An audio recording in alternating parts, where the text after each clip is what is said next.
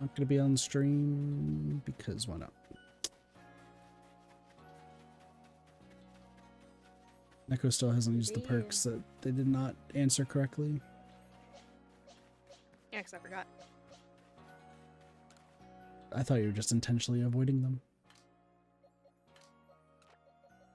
No, I just couldn't remember what they were. Brother. No. Oh. And I figured if you didn't remind me, then.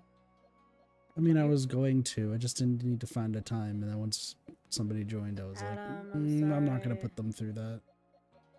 You. Also, we're gonna probably be listening to Sparks freak out in DBD for the next few hours. No. All who know that Sparks is going to freak out during DBD, say aye. I would agree, except we don't know how long Sparks is planning on staying on DP. For the next 2 hours. No. I give it 5. Oh my god. 5 out of 5 or 5 out of 10? Well, that depends on what achievements I have. I have to get 5 pallet stuns while they're carrying survivors. Oh, that's gonna take forever. Power struggle counts. Oh yeah, you can do it yourself. Shit! I don't have power struggle. Alright, well that's a mistake then. That's your first, second, and fifth mistake. I can get Elodie though, right now! There, I have power struggle. Oh, and Elodie. Are you proud of me?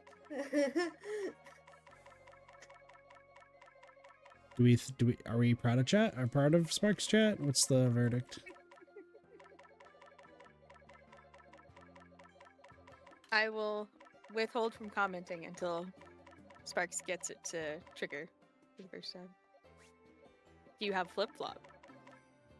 No. Rip. I can't get Ash.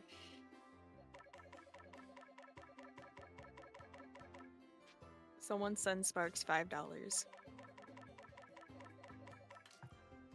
It's fine. Sorry, I'm just releasing a shit ton of Pokemon. How hard is it to do without Extremely. the other? Okay. It's just chance at that point. Sometimes you can put yourself in positions where it'll happen, but that's very map dependent.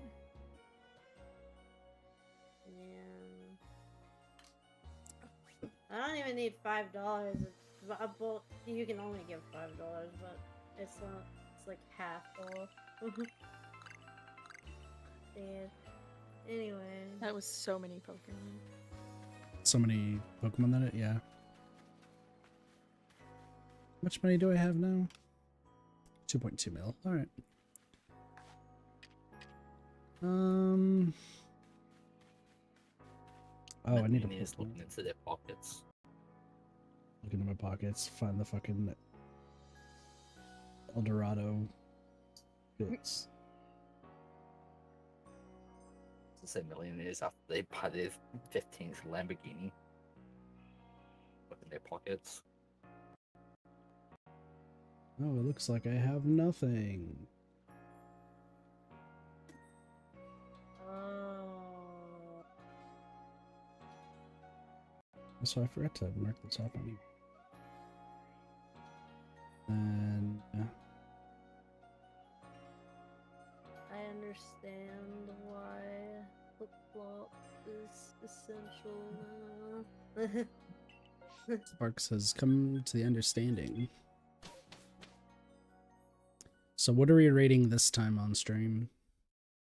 While I have to travel everywhere.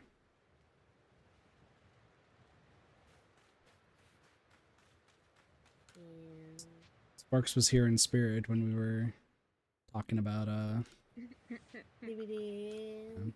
Yeah.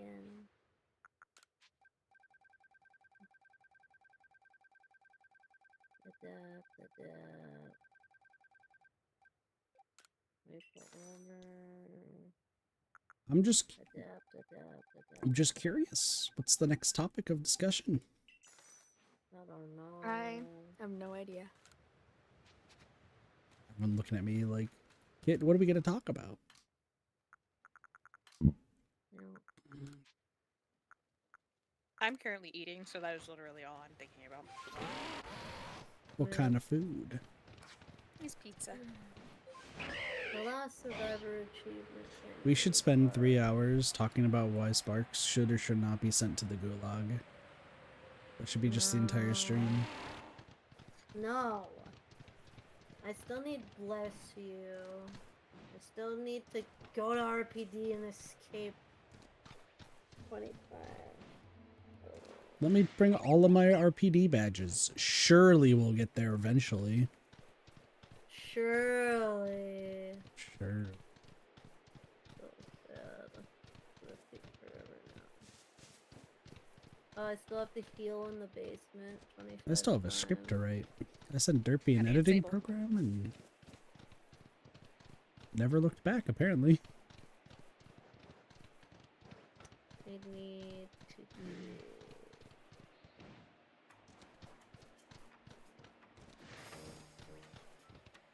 Taking one for the team.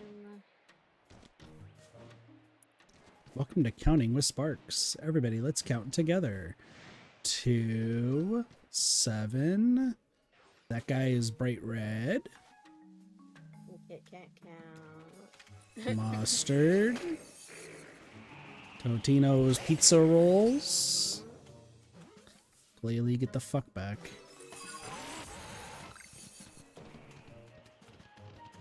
Lasagna. No. Mascarpone. 20. No. Did I get to the answer? No. Something's wrong with this counting phenomena.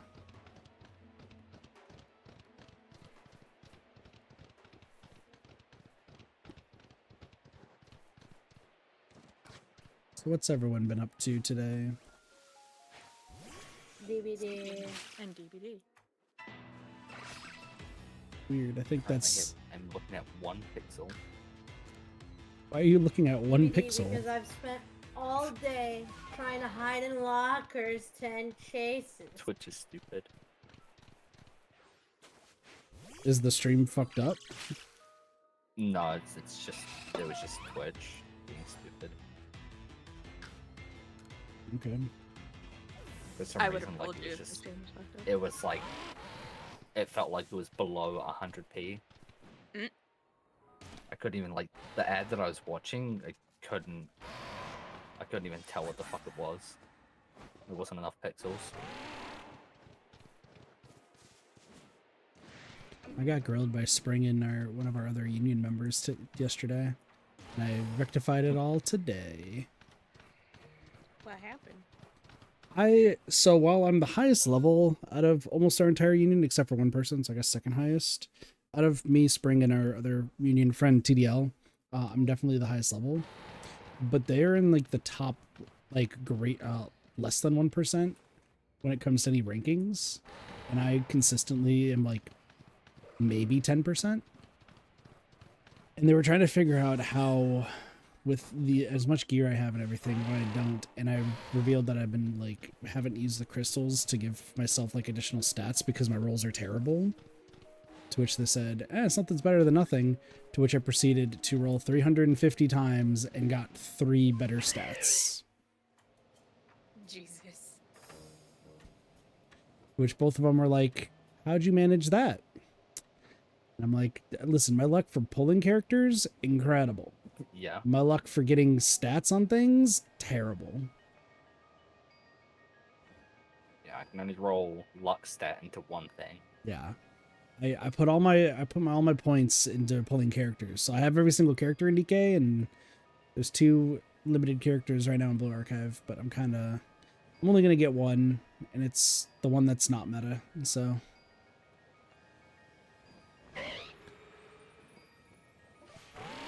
Why aren't you gonna get the other one? I'm not. Well, one, I would need 24,000 gems, which I don't have, unless does anyone have a credit card I could use? I wish. And I two, wish I had one that I could use. it's either I choose the blonde hair Kitsune girl who is like apparently meta and has like really big superpowers, or I have the character whose CG is them walking the main character on a leash. Ah, I made my choice, okay? I made my choice. Yeah, I guess so. all right. That is a choice.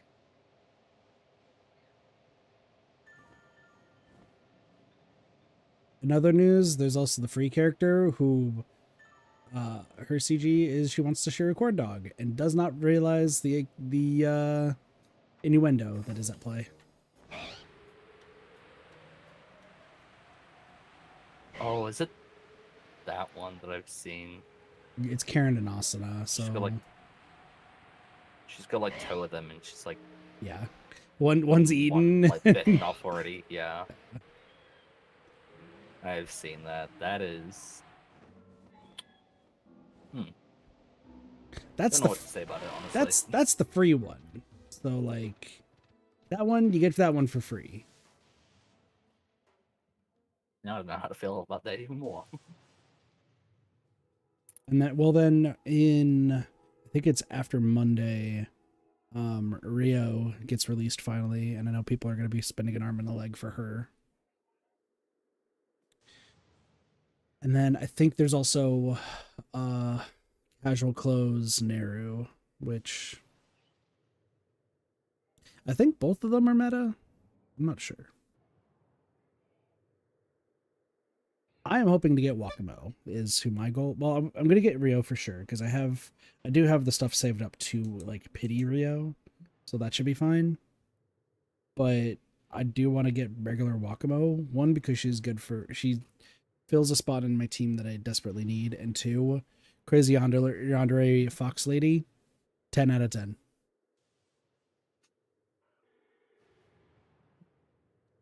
Orders at least like 50 people just to get to the one she likes. Works for me.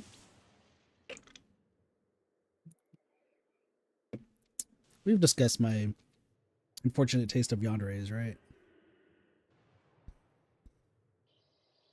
Something like that. I think Cheese is traumatized from that.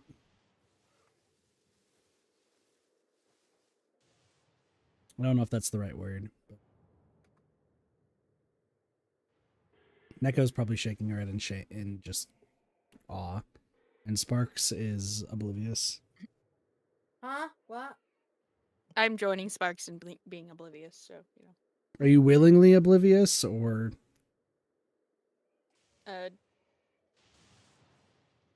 Hard to say. do you just hope that you're oblivious to not hear half of what I just said? Well, I was going willingly, as in like, does my brain malfunctioning count as willing since my body did it itself? That's fair. Well, in other news, Nikkei's summer event's about to happen. Who wants to bet that Flip Flop will be in the Shrine of Secrets one of these days? While the event's Okay, going it on? depends on how long one of these days is. If it's in the next year, well, fucking, I'm putting all my money in there. Double me up, bitch. If it's in the next 2 weeks, the answer is no. Sad.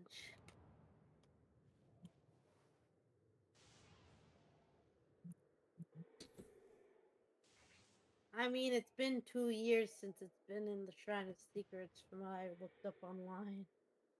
I don't think people pay attention to what's in it.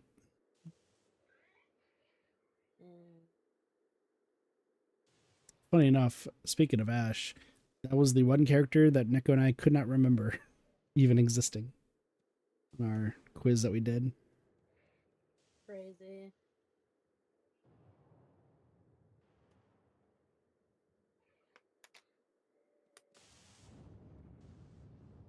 Watch. Yeah, Flip Flop will be in the Shrine of Secrets tomorrow. that's what we call copium, Sparks. No. I don't know what you're talking about. A Caesar just spawned on top of me. That was unfortunate. That is an Oshawott. Why? I mean, I guess Oshawott's here, but I don't need it. But you want it. I already got what I need from the Oshers. But you want it. So, tell me what you want, what you really, really want. I'll tell you what you want, what you really, really want. Really, really, really want a zig zig. Oh, whack. That was a noise. My noise or Sparks' noise? Yes. Answer. We also got. And when you take the moon, When you take this gun, and you find Toad. and you shoot his son. I like how for exactly 3 people, I have 3 different versions of the back and forth song. It's the best way I could put it. Sparks, it's that. For Cassie, it's Sheeple Beep, Sheeple Bop, welcome to the Sheeple Shop. And Cheese is just numerous insults just going back and forth for at least a minute.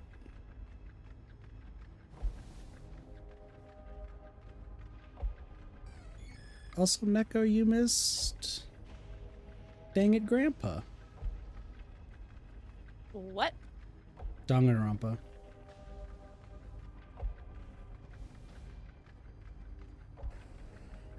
When? Yesterday. Yeah, I mean, you saw like the beginning of it. Why did I do my... We had a whole conversation about Trial 4. I tuned in occasionally.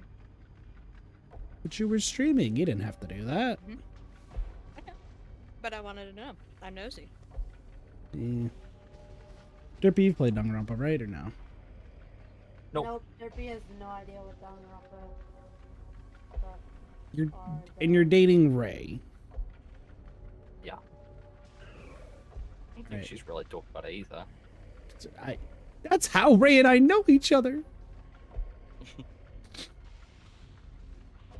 That's it. don't think Derpy's interested. I'm sending Ray a in quest. I mean, she's mentioned about it when we played Tribe 9. Yeah, I mean it's the same That creator. it's like similar or whatever, yeah.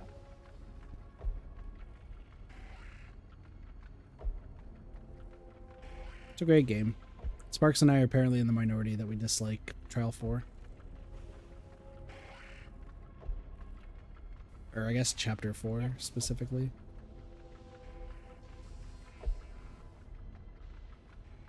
I was I can understand why. Hmm? I can understand why. I just don't necessarily agree, but I get it. Fair. That was the thing is like, yeah, Doja and Dory both were like, we can understand why, but that just seems weird. And I'm like, well,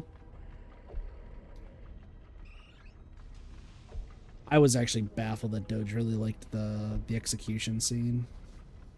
I always figured that it was one of like the mediocre ones, and apparently, nope. Doge was like favorite, amazing, and I'm like, huh? How did we get to this point? I don't remember that one. Excavator.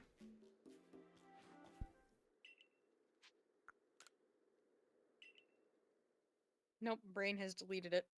Okay. Sorry.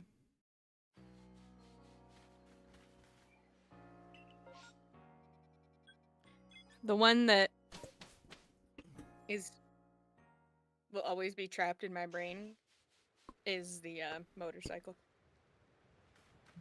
Okay, so for that one, sorry, potential spoilers, by the way, for Danganronpa for like the next minute, and I'm not on camera, so I can't like just count out a minute. You'll figure it out, chat. Do you like it because of how crazy it is, or did you Oh, I understand? didn't say I liked it. I just said that's one that's always going to be stuck in my brain. Okay, fair point. Is fucked. I love that one, and everyone argues like, "What the fuck even happened?" And I'm just like, "Bruh, pancakes." How do you not know what happened? Well, that's the whole thing. So like, apparently it was a big thing because I remember talking about this in Blaze's community, where like I completely understand kind of what happens just based on like what's going on. But apparently everyone else or most of the community is just like, his makes literally 0 sense and it's impossible on how it happens. And I'm like, okay. I feel like it's pretty clear cut as to what happened to the guy. Rendered the fat out of his body. Yeah. It's not that hard. Yeah. Yep. It was this, I remember like having this huge discussion with somebody. Sorry, some people. But a few, because they were just like, it's impossible for this to happen. There's no way. This is unrealistic. And I'm like, Also, just because it's labeled as butter does not mean it is butter in the container. Like, yeah. it's like you are acting like Monokuma wouldn't just do that for the fucked up fact. Man's eating pancakes with man juice. That's what you just need to know. I've now ruined that for everybody. Yep. Nah, I've spent over 100 hours in the first two Danganronpa games combined. It's Monokuma. We're all excited for him being part of DVD. Oh my god, it'd be so fucking funny if it was. I'm like, I'm holding out hope for two things. Either it to actually be Danganronpa, which would be fucking nuts and also kind of amazing, or Supernatural. Okay. I think Supernatural getting Sam and Dean. Oh my god, that'd be so cool. I'll take your word on that one. Have you not seen it? I don't know. I've heard of Supernatural. I don't watch things. We've covered this before. Basically, the story starts out, Sam and Dean are brothers. One has been following along with their father's job. The other one went off to college to do his own thing. And then one day, Dean shows up after his dad. The line is, Dad's gone hunting and he hasn't been home in a few days. And that's their, family legacy is being hunters of monsters. Gotcha.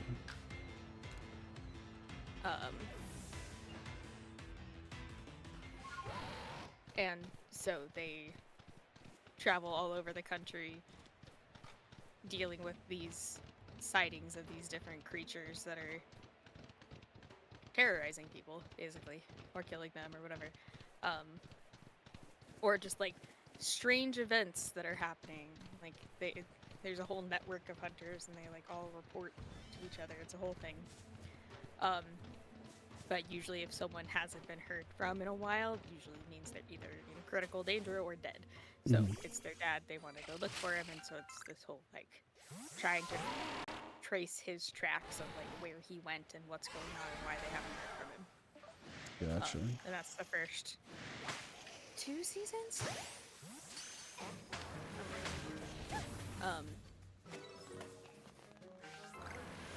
And then eventually it like transitions from like a monster of the week type of show to a more like overarching plot, as most shows are wont to do. So I mean, it'll be interesting either way. Sparks and I talked about if it was Danganronpa, like who it actually would be, like how it would work. They probably would pick. We said it would be Ultimate Despair. Maybe. So, would you like to hear what my idea was for it? Ultimate Despair, and the power is essentially sending out Monokuma drones, and what's similar to like the dog of like Houndmaster. Oh, you mean It's for the killer? yeah, for the killer. Sending out drones of Monokumas, and then they don't like attack or anything, but like you can lead them around and they'll just like constantly tell the killer your presence is there. Or if you try to interact with them, it's quote unquote breaking a rule. So then they explode after a little while, causing damage.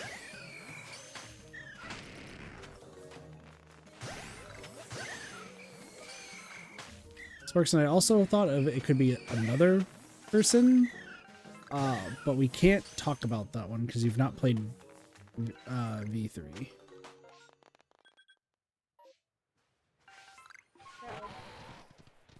It would absolutely be Monokuma. Well, it absolutely would be Monokuma. It's just, would Monokuma be the killer, or would it be the person controlling Monokuma is the question.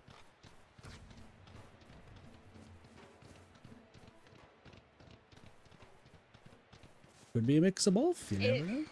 It probably would end up, like, lore-wise, like, the person controlling Monokuma is the killer, but they are trapped in Monokuma. Oh, Like, I their see what you soul is in mean. Monokuma. Okay. The entity wouldn't have them separate. Kind of like, with Chucky, Yeah. where, like, he's the doll, but, like, sometimes his spirit picks him up so they can carry survivors and stuff. That'd be interesting.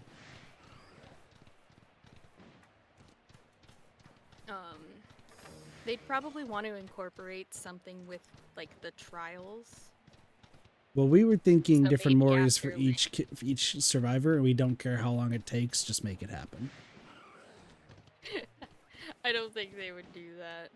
Apparently, I know they didn't run the mobile game, but the mobile game apparently shepherded like 6 different Moris. Discovered that They the other wouldn't be day. able to, like, the approval to get a different Mori for some of the licensed survivors wouldn't happen. Well, I figured. I'm just saying, like, let those ones just be like imagine him just put up a curtain and then they're like just a body of parts or something, or like stuffed into a coffin with their name on it. Just so that way it's like licensed, but everyone else has a unique one.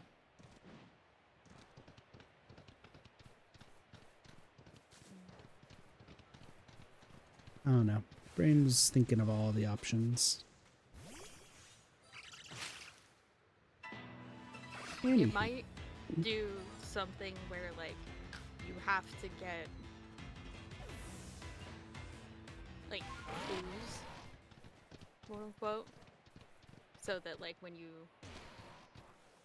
and, like, he has some sort of, like, external thing you have to interact with, and you have to get a clue to disable it, or else, like, something bad happens.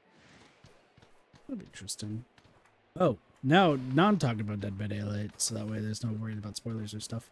Where the fuck did you come from? Okay, well, that I didn't think you spawned there, but that's cool. I guess. Does that mean cool things here? Nope, not cool at all. Anywho, you're talking about this during, I think it was right before the 4th class trial. Doge was wondering why there has not been a deduction-based game made off of Danganronpa. And not like in the vein of like Among Us or Town of Salem, but like specifically you have a group of people all just going around minding their own business, and one of them has to decide to like essentially kill. Like, you're not like imposters or anything, it's just you have to decide, are you actually the one doing the killing, or are you just going to stay innocent the entire time until something happens? And I was like, man, that's actually would be like a sick idea. Just imagine, like, I mean, in like a big vein of things, getting 16 people together. All 16 of you start off essentially innocent, but after 3 quote-unquote rounds in game, it's like you're required to, like, kill, and it rolls a dice to, like, figure out who kills who, and then you're given X amount of time to locate clues on who it could possibly be. Sure, the rounds would probably get pretty long because of, like, discussions and everything, But Well, there'd probably be a timer, yeah, and like you can extend the timer by revealing clues. yeah. But then there's one person who is just straight up like the mastermind, and you have to figure out who that is while also just trying to make sure not everyone starts killing everybody.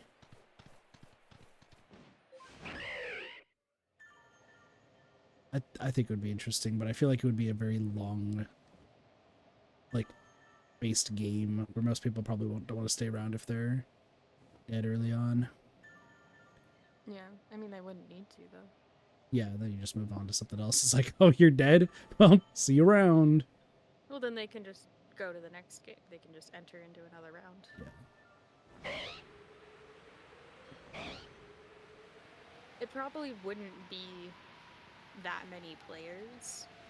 They'd probably cut it down to... I mean, I suppose they could, because Town of Salem has that, but... They'd probably want to cut it down to maybe like 10 or 8. You never know. Sparks, what's a conclusion you can make from this? Yeah. Appreciate you, boss. I'm playing P5X, so I'm kind of zoned out. Once again, I would like to put forth the argument of should Sparks go to the Gulag or the Lagu? I'm just saying this is a valid discussion. Good. Declined. Damn. Partially because I'm like real fucking tired, so... So you should get some sleep. Yeah...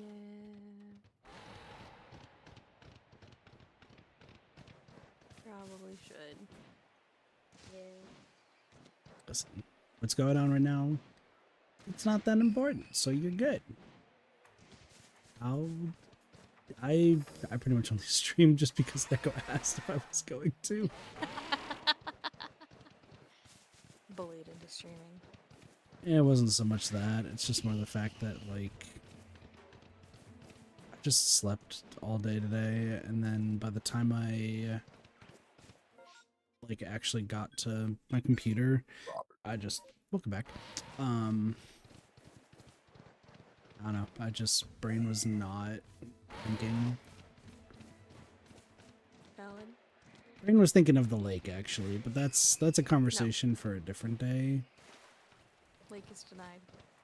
But I'm in a lake right now. Mm. I got the toaster ready and everything. Nope. Sparks, can you believe this?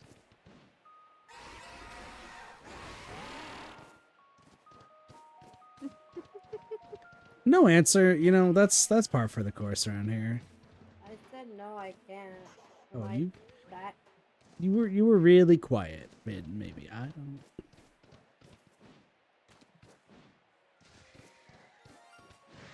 Weird. Just Hello. Discord Okay. things.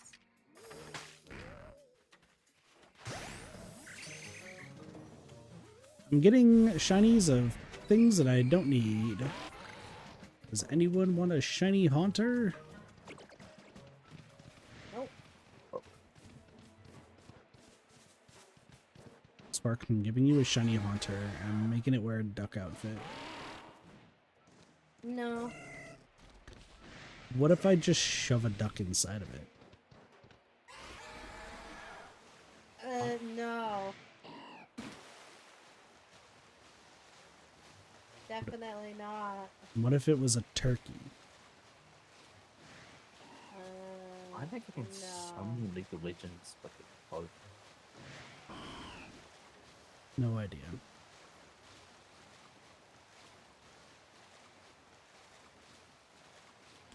So Neko, you've never played any Persona game, correct?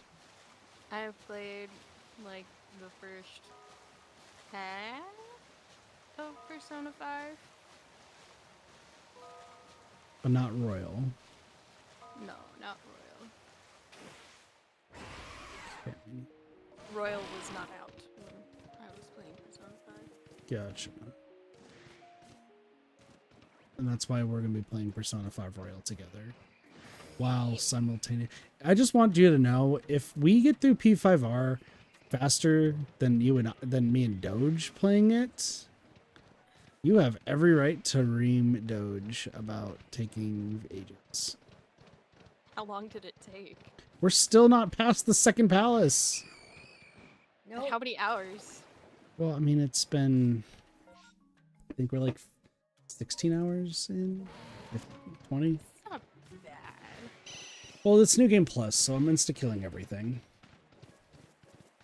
Helps when you have a level 99 Yoshimitsu who's just one-shots everything. It's great. Yeah.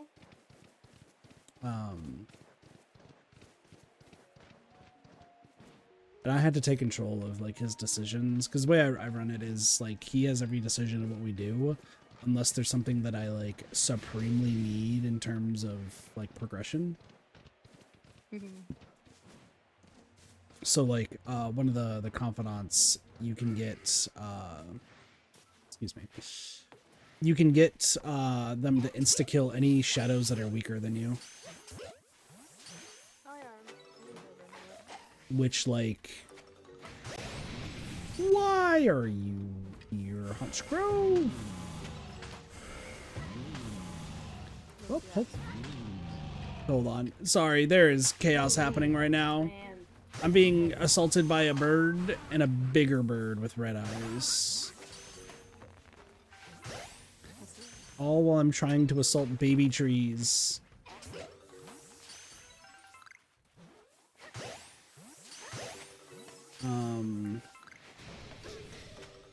Okay, that's a big baby tree. It screamed at me. It called me a bitch. Ah, cool, we good. Why are you? Oh, goodbye. You flew away. Cool. No, yeah. So I was like, let me unlock insta kill, so that way we're not like spending goddamn ages in every single palace and like mementos. But then he's all for it, and he did the same thing when we did Persona 4 Golden, which I do also want to return to that, so I can get the remaining achievements in the New Game Plus. Yeah, I don't have that one, so. We can play that one together too. But then someone has to get it for me. Well, I mean, I could do what I'm doing, where I just play through the game and you could watch through it, or But I want the achievements on my Steam account. then we both can play through it. I'm playing New Game Plus and you're playing regular. Yep, again, that requires acquiring the game. Which requires money, but I do not have it. Don't worry, I'll buy you before Judy in the future. In the future. Perfect. Listen, my money right now is for food and impulse purchases.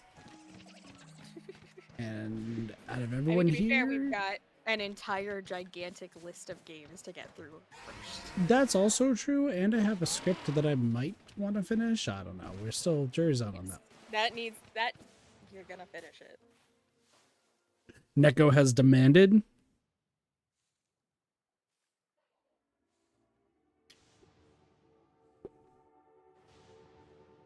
You've got too many scripts that are like up in the air, and this one's getting done, so that I can edit it, so that a video can be made and posted.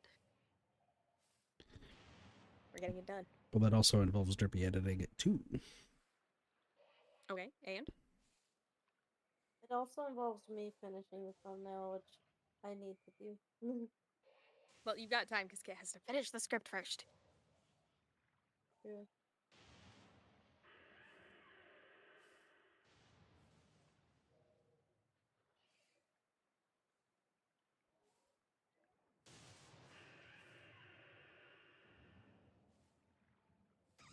So let's talk about everyone's favorite lakes. No.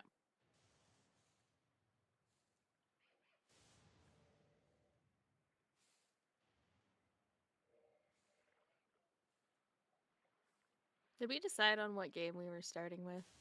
No, because the anniversary got extended another week. Yep. Um,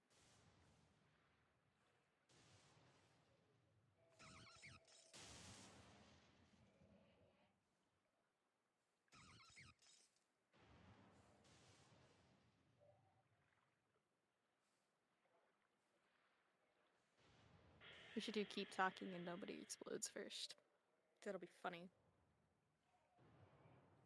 And that can That be done in a reminds single stream. me. Derpy, we need to go back to playing that. At some point.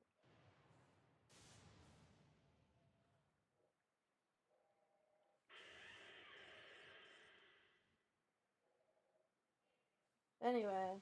Blessy!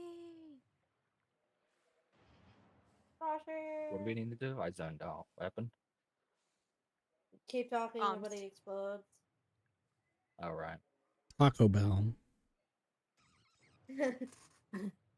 Except I don't take a massive number 2 afterwards. No, you eat the bomb itself and then take the number 2. What the fuck? And then it explodes. Exactly. Okay. I think I am gonna go to bed though. But I will have the Okay. stream up. Alright. And I will be listening to shenanigans. Well, back up the stream, y'all. The content's gone. What are you talking about? We still have content. Neko is the. Play in a game. That's not content. That's video games. That is content. Not around here, it isn't. Okay. Yes, yes it is.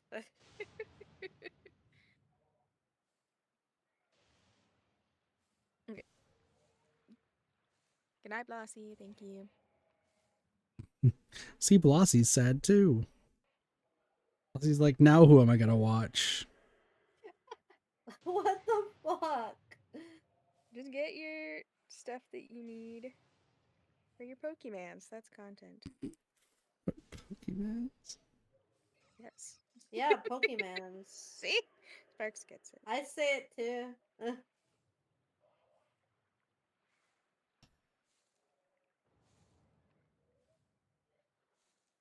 Anyway. Have a good night, guys. I will be listening. Good night. Good night. No trouble. To the lake! lake! I No!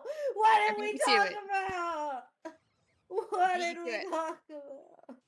We said no lakes. What did we talk about? No lakes. Yeah, no lake. I don't know about that one. Blossie, what do you think? Lake or no lake? It's like Blossie- deal or no Blossie deal. disagree, no lakes. Blossie, it's deal or no deal, but it's lake or no lakes, please. No. I got my entire panel right here. Derpy doesn't know what's going on. Neko's saying no lakes. Sparks is saying no lakes. I want to say lake. The banker's telling me lake. Bossy, if You you, just say got it. lake, It's okay, Flossie. Just say no lakes. Just It's say fine. lake. I That is need the correct answer. encouragement. It's being a butt. No. no. Lake or no lake, please. Lake. No lake. You're Poor not Bossy. allowed. It's okay, Bossy. Don't worry. You want to know the about worst it. part? You don't have to We say all it. already. Will the lake help me with The college? lake will not help you with college. Yes, it no. will. No, it won't. Yeah. No. Listen, the Fountain of Youth will help you go back to high school, and then everything's fine. Porygon Z, what the fuck are you doing here? I love how on the VIP thing it says King Cheese is exempt when I'm the one who has probably gotten it. Well, it was. I haven't touched those channel points in ages. It still says I'm playing P4G with Doge, and I've never fixed it because I forgot until just now. No, it says the right thing. So it should say. Does it say P5R or P4G with Doge? It says a long night of catching Pokemon and finding. Well, what no, has I meant on the about section of like Twitch. Oh. I'm a variety streamer who loves to play all types of games. I meant the channel page? Question mark? Can you even look at the channel page? I don't know, some people do, because sometimes it says like specs and stuff, and people want to know that shit. This Pokemon Legends Arceus. Video. Bossy said no like. Schedule I was to it. expecting. Channel rules. Commands. Bossy said no like specifically because they don't want to go back to high school. I don't see anything. I was thinking that Bossy was going to say no like just to spite me because that's usually how No, it goes. you need to update the current games section. Yeah, that's what I meant. I feel like I So just that's need to update Metaphor, all of Binding it. of Isaac, and Super Mario Party Jamboree. Yeah, I have all the footage for Jamboree. I don't really want to go back and recomplete that game too. Bamboy. I should probably actually make content at some point. That's why you gotta finish the script.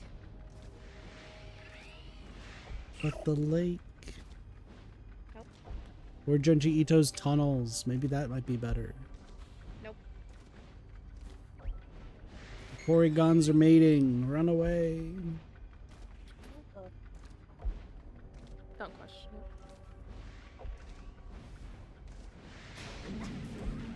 Okay, you're Driftblim. I thought you were a Typhlosion. I thought that you have Hyper Beam. I don't like that. That's bedtime for me. Good night. Good night. Good night. Goodbye. Now what do we do? Stream. Persona 5X. We cannot play that on PC. It is so buggy. Also, people are pissed at P5X right now too. So, How come? 1.1 maintenance hit. Okay. We got 100 gems, a 60 refill for stamina, and a 5 refill for action points. And I think something else maybe. And then global players were complaining because they only got 100 gems when Cied, I think, gets 300, but I think they got 300 and not the action points and stamina.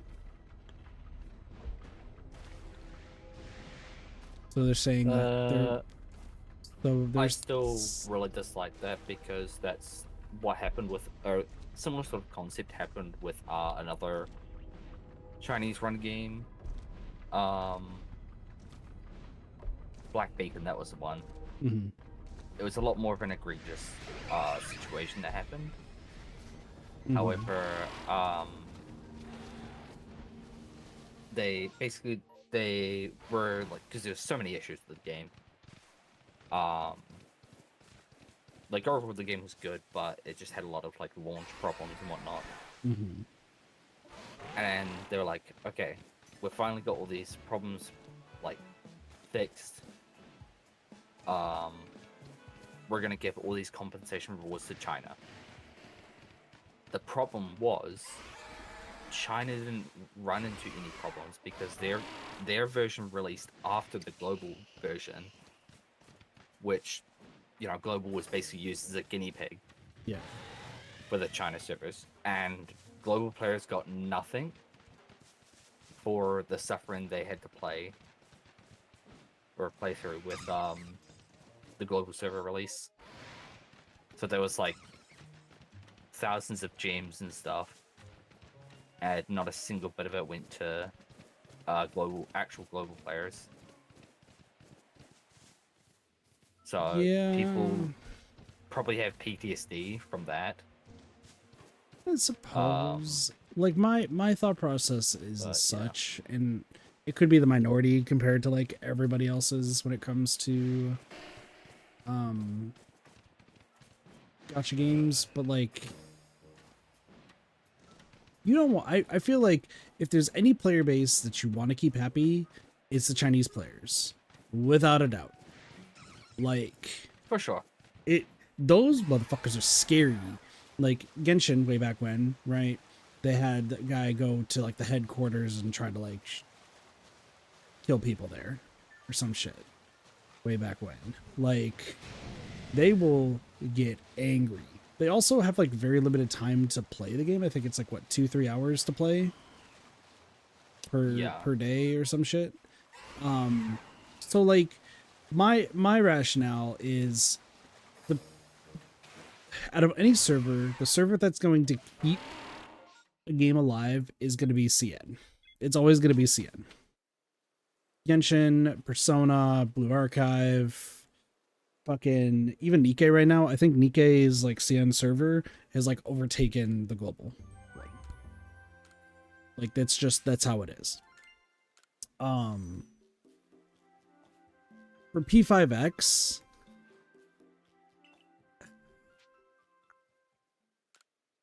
all in all, global should have really, from what I understand, like reading reports for P5X, global was never like ever considered to be a potential thing at all.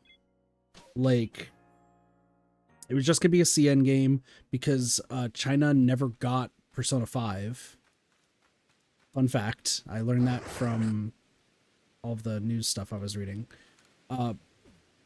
China never got Persona 5 and Persona 5 Royal. So they were told like tidbits, like I think the developers, they were told tidbits of the game so that way they have an idea of like what they would need to do, right? But then like that was that. Like they made their own game, which is why the first two like palaces apparently are like not story-wise are not the greatest, which is why everyone makes fun of the subway slammer. And then like I said, going through the second palace or starting it, like my body is just not wanting to watch any more than need be. So I'm like stopping playing just so I can talk about this because I want to make sure my thoughts are coherent. But we never were supposed to get P5X. It's just, you know, loud people convincing, and then they finally made the P5X version. But like we were not their target audience, and there's no reason why we deserve anything from that game other than getting the game itself. Yeah, I get it. So, I'll let you go on. I've got. Yeah, no, and like while I do agree, at least in the aspect that like everyone should be treated equally when it comes to the game, like I get that too. like you know, global servers should be treated CN. CN is where more of the money is going, and also there's probably like different like, oh, you're at Alpha One, fuck. There's probably like different regulations over there compared to the regulations here in the States that they just have to abide by, and I don't know. Like the other people were complaining also about the fact that like, well, with how many characters are playing to be in the game, like don't you know that like your teams are going to be very like severely out limited? I want y'all to know, like in P5X, my team right now is currently all of my Persona users. Like every single one. You only get 4, right, for a team, but I use every single one of them. Say again, Cirx? Sorry? And then the Navi. And then the Navi, yeah. Right now there's 2 Navis. I think actually the 5-star Haruna might be a navigator. I think mine's a 4-star. Yeah. But there's like 2 navigators, maybe 3, and then like a whole bunch of teams that you can make. But like they're all good. My 2 main teams that got me through the first palace, fun fact, did not have any 5 stars. I didn't even use Ryuji because I used Ryuji in my one of my other teams for like some of the more like physical intense stuff. So, you know, I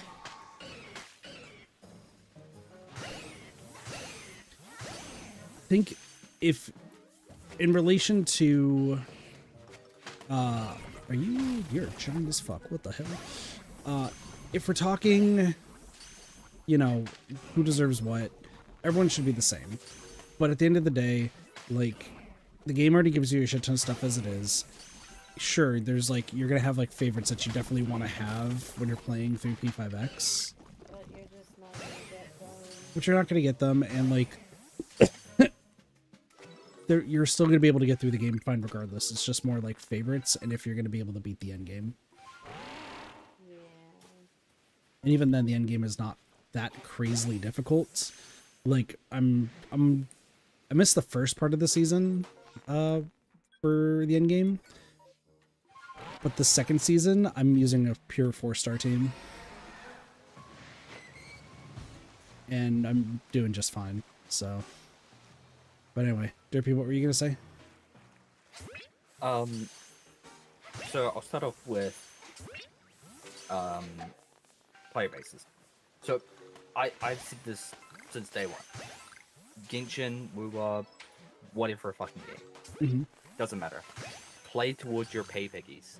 Absolutely. I've always said that. You play toward, like, Genshin leans obviously towards China heavily. Yep. Because that's where all their money comes from. Absolutely. I will not, from a business standpoint, I will never disagree with that. 100% that is what you should do, because that is the only way you keep your game afloat. Exactly. Look at games like Tribe 9, which, you know, died because it tried to appease the players far too much. I called it on day one when they did the whole refund thing. Or I guess not day one, but whenever they did the refund stuff, they basically just gave, like, whales just infinite currency to never have to spend again. And even people who did spend, you know, got thousands, if not tens of thousands of gems, which settled in for the next few months. So they basically just had no income for a while. Mm-hmm. And considering rates weren't too bad in that game, it was, yeah. But as much as I say, you know, play towards pay piggies, there's still, like, a line you should walk of appeasing, because you're still having to, like, obviously they're not going to care about global players, but realistically they're just going to have to shut global servers down if people are not, like, if they're not getting income from those servers, because it's not profitable to keep those servers up. Yeah. So if you're not keeping players appeased, such as Black Beacon, then you just kind of have to cut the servers, or you're just going to see no one on those servers, and everyone on the big servers like Black Beacon probably has, because they have actual server selectors. But yeah, the game will just come offline for P5X if they want to upset players like that. Can I say something regarding that? I want to reiterate the point though. Like, I agree. I 1000% agree with what you're saying. There's just something that I think needs to still be reiterated. P5X was not made for the global market. No, absolutely. It was absolutely not. I get we're like, in the case of Black Beacon, yeah, no, you need to play to, like, your full, like, player base sort of thing. Otherwise, you're just gonna have an EOS on, like, a specific server, and that server goes away and gets merged. We saw that with Utana Brinsama. Ray and I both did with Shining Live, where Japanese server, they catered to a whole bunch. US server, not so much. US server ended up running out, and then I think a year later is when the Japanese one is, and that's why with the new game, they don't have any English server, because what's the point? They weren't making money off the other one, so why not this one, you know? When it comes to P5X, though, we have this game. We are insanely lucky to have this game, and we are literally just like, we have it as a convenience, and it's just extra income for them, but it's not for us.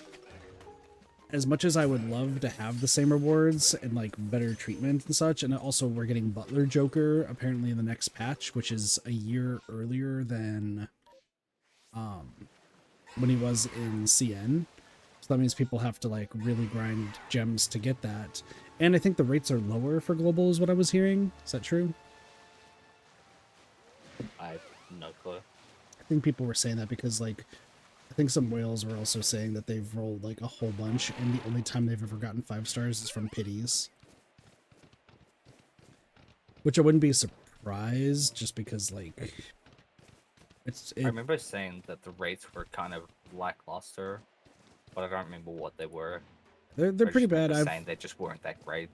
I've only ever gotten Which like had me at concerned. most 3-4 stars in a poll, but I've never gotten a 5-star unless it was a pity. That being said, getting gems is ridiculously easy in that game. All in all, do I want Global and CN to be treated the same? Yes. Do I want them both to be treated favorably? Yes. Do I want the rates to increase? I mean, no, preferably, yeah. But we're lucky enough to have this game. The more... I think this is also a matter of the more players start complaining about this, the more... Because it's not even... Like, I guess Atlas oversees, like, the Persona name, sure, but they're not the ones who made the game. I don't know the company who made P5X, but they're just gonna then close the server down anyway and just like say, all right, well, we gave this to you out of convenience. We had no interest in getting it to the global market. Because I think something else that was being said is, at least on the Reddit, that they're surprised that a lot of like English speaking players were upset about this, but it seems like the Japanese players weren't saying anything about it and didn't seem concerned about it. And I once again reiterate, I think it's more just based on the fact that we're lucky to even have the game. Yep. If it was already planned from the start, right, that we were gonna get P5X and it needed to get some kinks out and everything, so that way it was done, like making sure we had proper voice actors and making sure everything was like running properly for global, sure, but the game is entirely Japanese voiced and Chinese voiced, no English, and the first two palaces, I think the main writer, scenario writer for Persona 5, as in like regular and royal, said that they're the worst like villains he's ever seen. Not as in, oh, they're super bad people. One is just a complete like overseas people will have no idea what a subway slammer is, how real that actually is. And two, you know, they could have covered that a whole lot better. And then the second guy is just a joke. Which is why apparently once you get to the third palace releases, that one's actually written a lot better. Because it's actually done by the scenario writer. But, Well, I can't wait for that one. yeah. I just, at the end of the day... Oh, dude, I'm 3 for 3 in 5-minute space-time distortions right now. That's crazy. Damn. All in all, I'm still gonna play the game. I want to be like very clear, and I know this is not a... Oh, it's another kit to your dumbass, and I understand. I've spent a little bit of money on the game, specifically just, I will say prices for some of the discounted, like, special stuff. Great. Because for some reason they converted it from Chinese to USD. Not usually the other way around. So it's a lot cheaper, actually. Oh, so it's, yeah, cheaper. Yeah. I was about to say, yeah, the prices of things wasn't actually too bad from what I saw. It's $1 for it's $1 for 120 gems right now. Yeah. Like, that's crazy. So I've spent a little bit there, but like, as stated, it wasn't even more so for gems or the pulls. I was doing it more for stamina, similar to what I've done in Genshin, because like, there's no... Yeah, see, those sort of games you kind of need it though. Yeah, Like, because... Genshin was really bad. Yeah, and once again, I at the time, I don't regret. It's the same thing I was saying now with gacha games, where it's like, you should never regret when you spend the money on the game, even if it's like going to be an end of service, because you had fun at that time. You could regret it in the future if it was just not well spent. For me, for Genshin, yeah, I spent quite a bit of money on Genshin, but honestly, I love the fact that I was... Same for me with Genshin. Yeah, I had like 3 different accounts. on my main one, like... But yeah.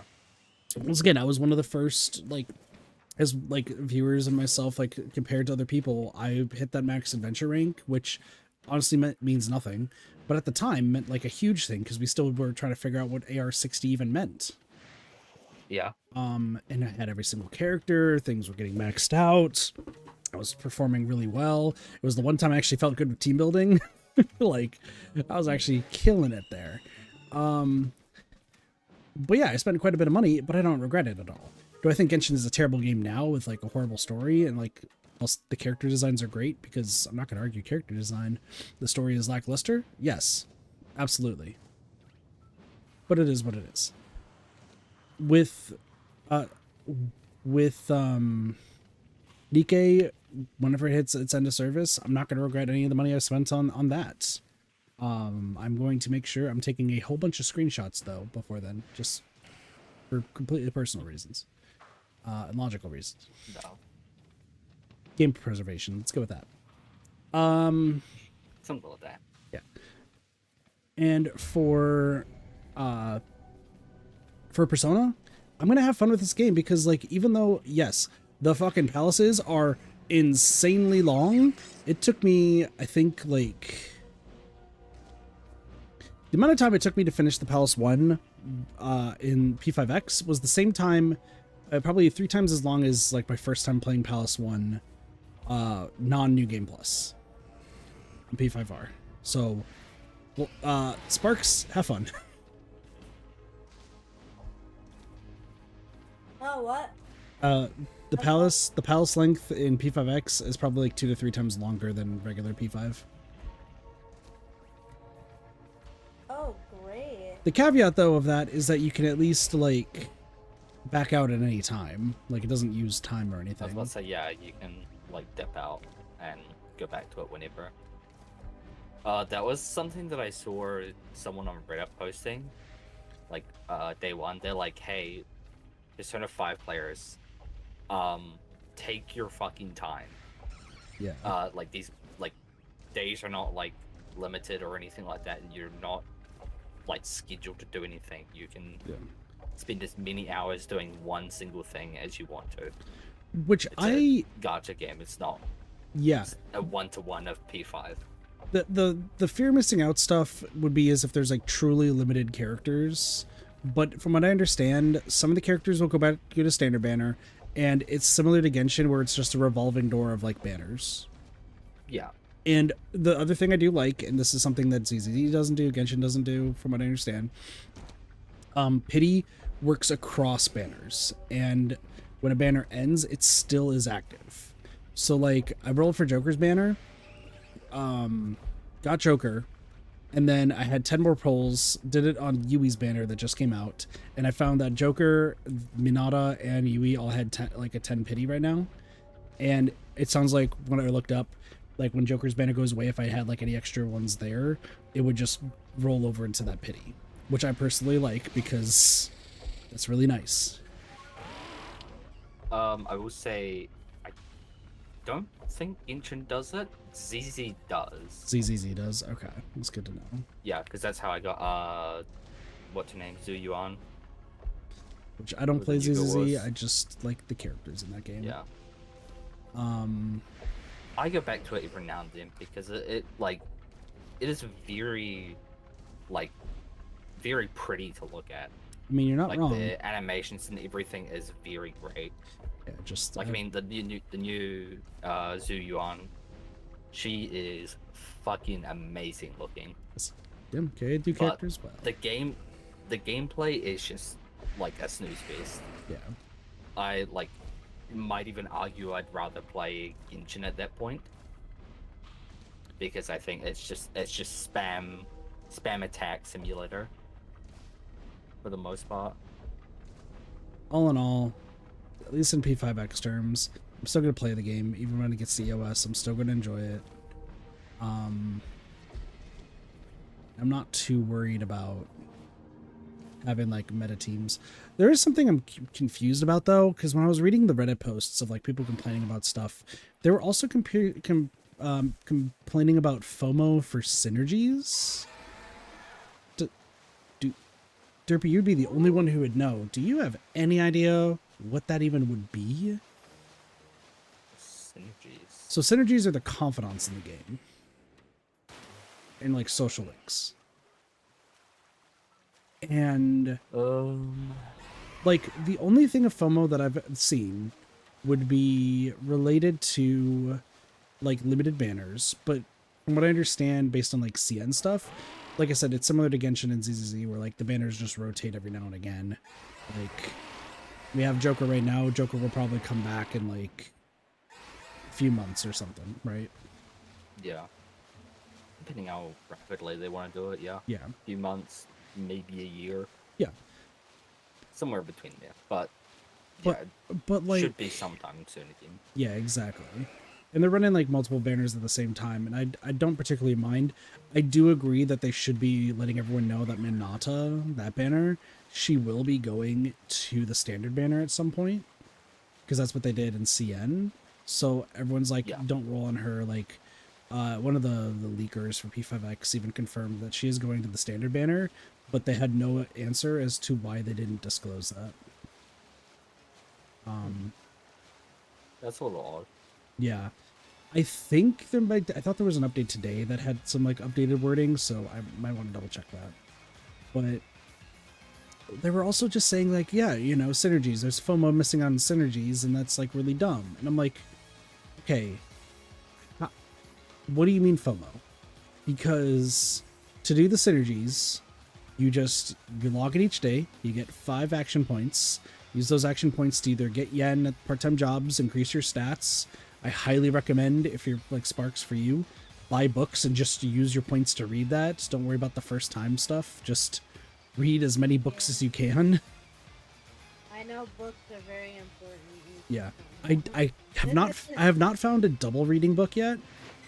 I don't know if that exists in the game, but like every time you read a book, even if it's like multiple chapters, you get the full rewards per chapter. So like yeah, but you have to get enough social stats in order to do the synergy. And then the synergy, it doesn't even give you like increased like buffs to like any of your like persona idols, which is your party members. It just gives you like, sure, it unlocks like different features in the game. Like with Yao Ling, you get like extra Chinese cuisine that you can make, and like Arai, you can use like different facilities, but it's not like game breaking. I think some people might be trying to say that it's like related to like endgame stuff, where it's like you need to do the synergies in order to like have a chance at endgame. But no, you just need to make sure you have the proper team and have them properly built. And to build a proper team, you need to make sure you have the proper revelation cards, which revelation cards are essentially like the trinkets and everything from Genshin. I don't know any other alternatives. Yes, that's above my pay grade. Yeah. You forgot I dropped out of the game pretty early on. For Genshin? So like I only got to like 22. No, for P5X for now. I'll come back to it at some point, but I feel a little weird with the game right now. That's fair. And I don't want to balance that plus all the other games I'm trying to play at the moment. Yeah, no, that's why I've been like trying to balance like, a bunch too. Synergies, revelations. Yeah. Got no clue. I got to like level 22, and then that's when I sort of dipped out. And that's fair. No, I've been, like I said, I've been having fun. Got stuck in a child's fight, never touched it again. Fair. Yeah, there's essentially like they have their own trinkets that give you like additional stats once you do some like additional levels and rolls for it, but it's like super easy to get. Like, to put it into perspective for those who have played Genshin, when you play Genshin, holy shit, this is a cracked drop. Okay. I couldn't tell you, Bossy. I haven't been like paying attention to anything. Literally just got out of the subway or just getting out. If you've done your first fight, you have a long way to go.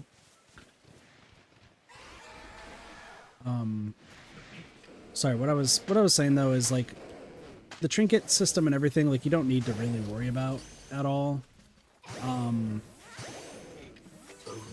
But like when you use stamina to like do the dungeon that gives you the trinkets, you get like 30. You get like 30 of each, and like maybe like 10 of each color, from like common to epic. So, like, there's no rush or anything.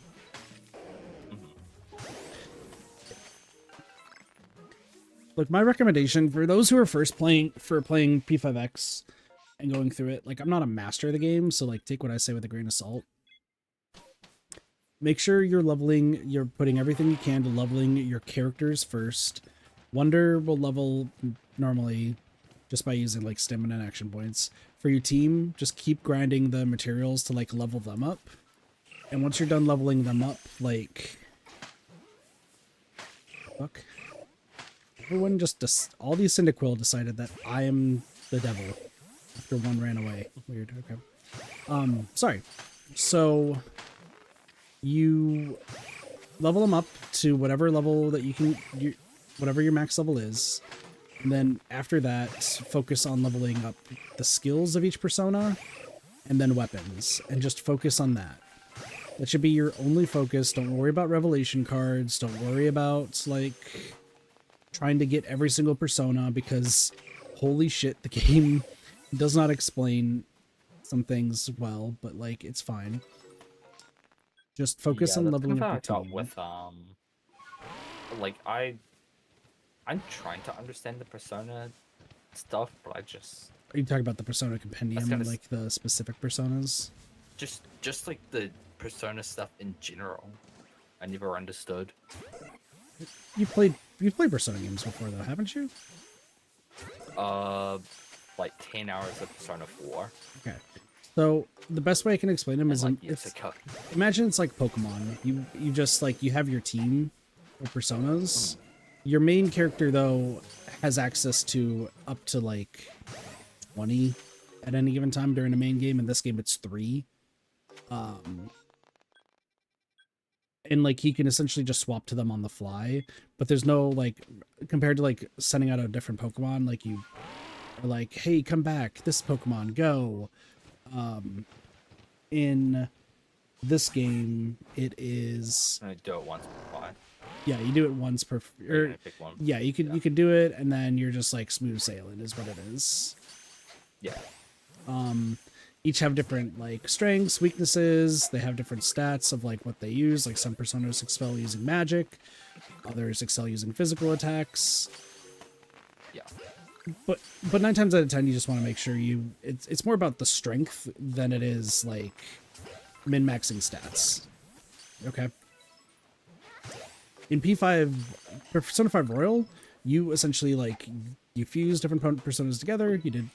Excuse me, you get different kinds, and then you get cool kinds, and you just start putting your team together. In P5X, it doesn't explain it well at all, but I can tell you how it works. What happens is when you do the gacha, you will get some what they call 2-star personas. These are just personas that like you normally just battle in the game, and if you battle them, you have a chance of them like joining your team. There's nothing you can do to like influence it, as far as I know. They're just like, you might be fighting like a Jack Frost, and Jack Frost might suddenly, after you kill it, be like, you know, I think I want to join your team. And then you're like, all right, cool, sick. Welcome to the team, boss. What the game doesn't explain is once you have a persona unlocked, you have permanent access to that persona, no matter what. So compared to Persona 5 Royal, where like when you fuse a persona away, you have to buy it again from the compendium in order to get it back, or just like capture it in battles. In this game, it's like, oh sick, I got a Jack Frost. I'm gonna fuse it away to make a Pyro or a Black Frost, but I still have the Jack Frost that I originally had.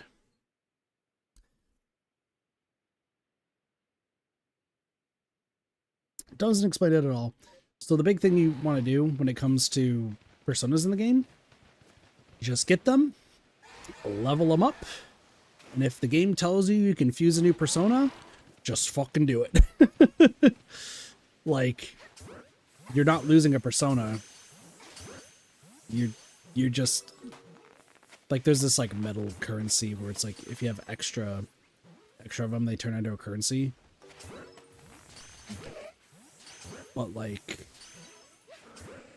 oh shoot, to fuse this persona, I need a silk. Well, good thing those are easy to come by, I guess. Like, you just always have them. So you can actually level up personas like individually if you really want to, but you don't have to. And I only recommend just like leveling up personas that you like, of like an element that you need. Also, the game does give you recommended party setups, which I really like. The problem is it takes into account every single character, not just the ones that you have. So that's the only like kind of downside. But you can very easily kind of see with your like teammates like who works well. Pretty much with your main character. Apparently this is now a Persona 5X tutorial guide video. Welcome everybody. Please like and subscribe at the end or some shit. I don't know. What was that, Sparks? Sparkertons? I'm laughing. He was just laughing. Ah, Yeah. sorry. I cut in and out. I just was concerned.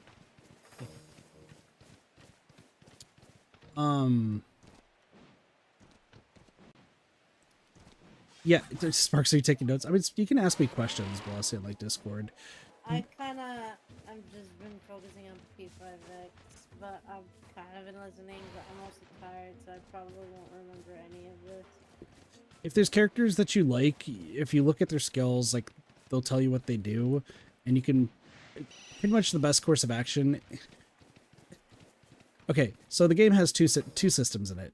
One system, really dumb, but if you're paying attention, could be great. The other system is just common sense. So there is another system in the game. It's not called synergy because that's what the social links are. I don't know what it's called, but essentially if you have the same... If your team is like the same element, so like if you have 3 ice users, you get a bonus to ice damage. And then if in 3 of electric, 3 curse, whatever. The problem is common logic says if you have 3 of the same type, you're boned if like one person is like strong against it, right? Yeah. That's the thing. And that's something I think a lot of new players might have some trouble with. The game will outright tell you, like, they make it very well known if, like, what weaknesses each enemy you're facing has. So if you're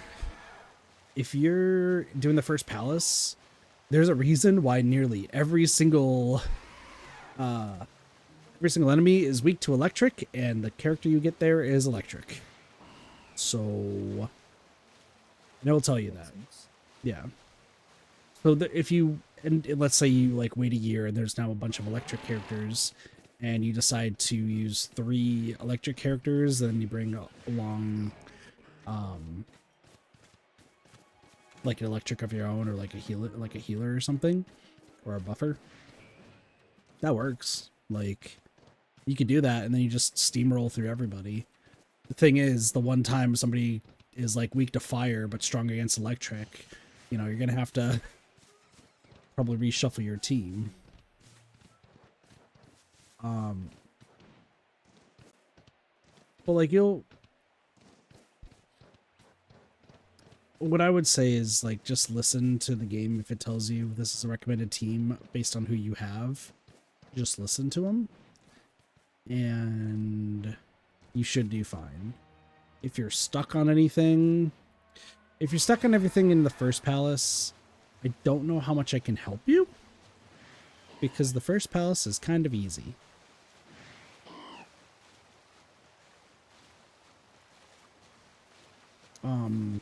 If you're doing some of the endgame stuff though, like I can understand that.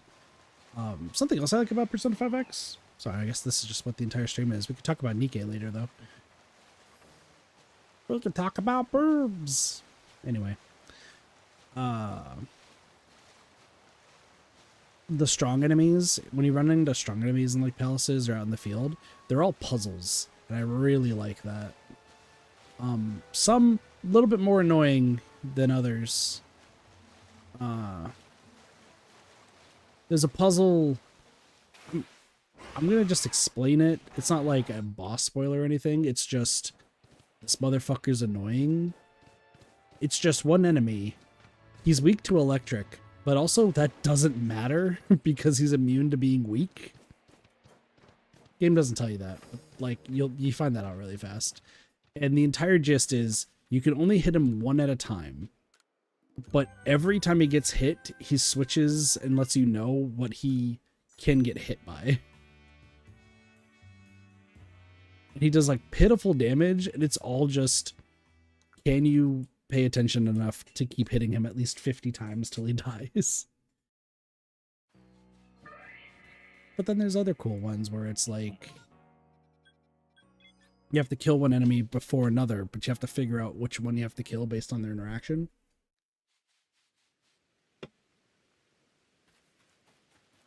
Yeah, there's some cool stuff. And then there's the endgame season one right now, where that boss, you have to hit, it's really weird. You have to hit it 15 times and survive attacks from its 2 adds.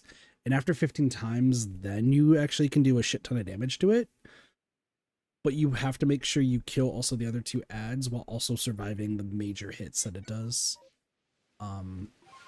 So it's a matter of, use a team that hits multiple enemies at once, but also like are strong enough to survive the strong attacks, which my team does not.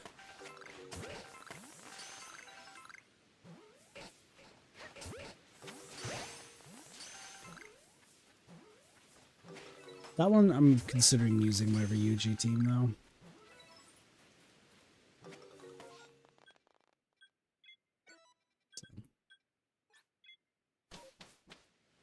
Anyway, is it now Nikke time? Time to talk about Nikke.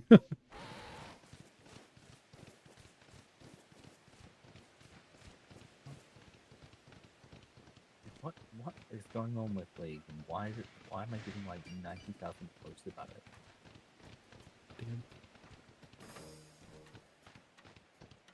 I'm just excited about Nikke's summer event.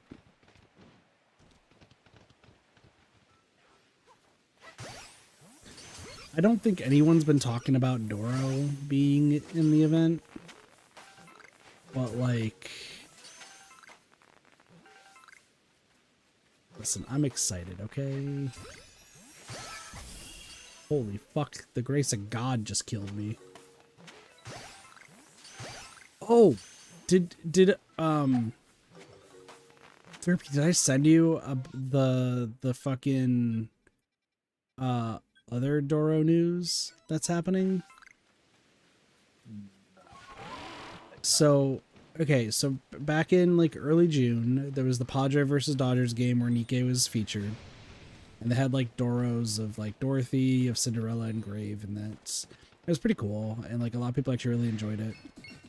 And they played the Privity Maid song, so everyone was popping off. The next, other than Anime XO, the next Nikke NA event is going to be a giant inflatable Doro. They're just going to send it going full send down the Hudson River.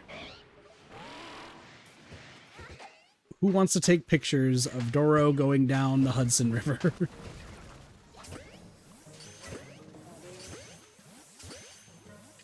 I think that's incredible.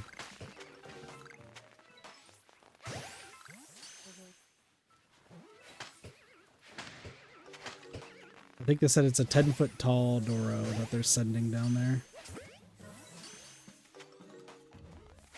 And I think that's funny as fuck.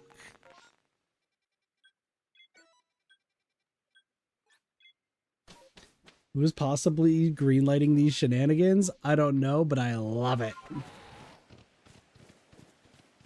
Geniuses.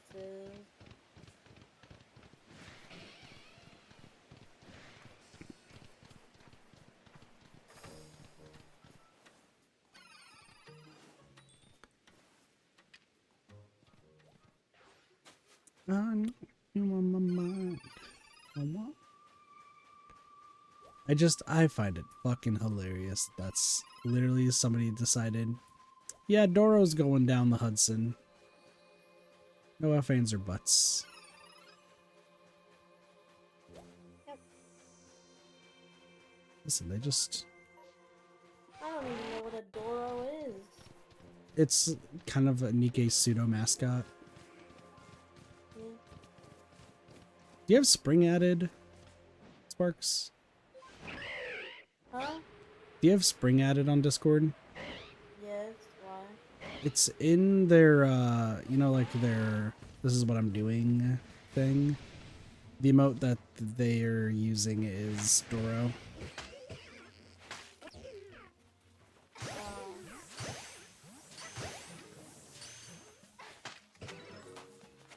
Wait, what? Sorry, I'm so tired. I just got this slipped off my head. What did you say?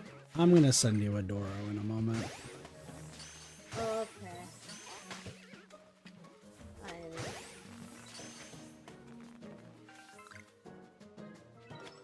am. Look at you by my side. I wanna ride with you by my side. Let's go to Sparkertons. This is a live reaction of Sparkertons receiving a Doro. Doro. Do I do a cursed one or do I do...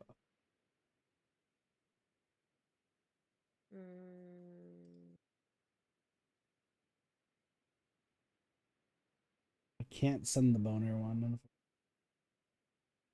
Damn. Oh, what?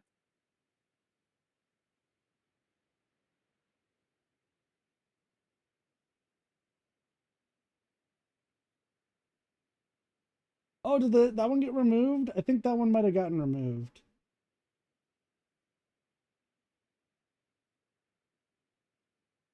Nope, it's there. Never mind, I found it. It's there. 100% there.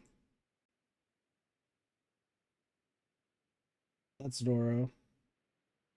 Oh.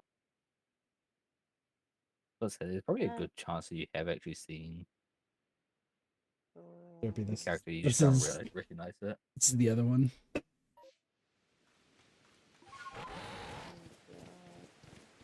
Oh, you know what? I think me and Ray have actually found that one before somewhere.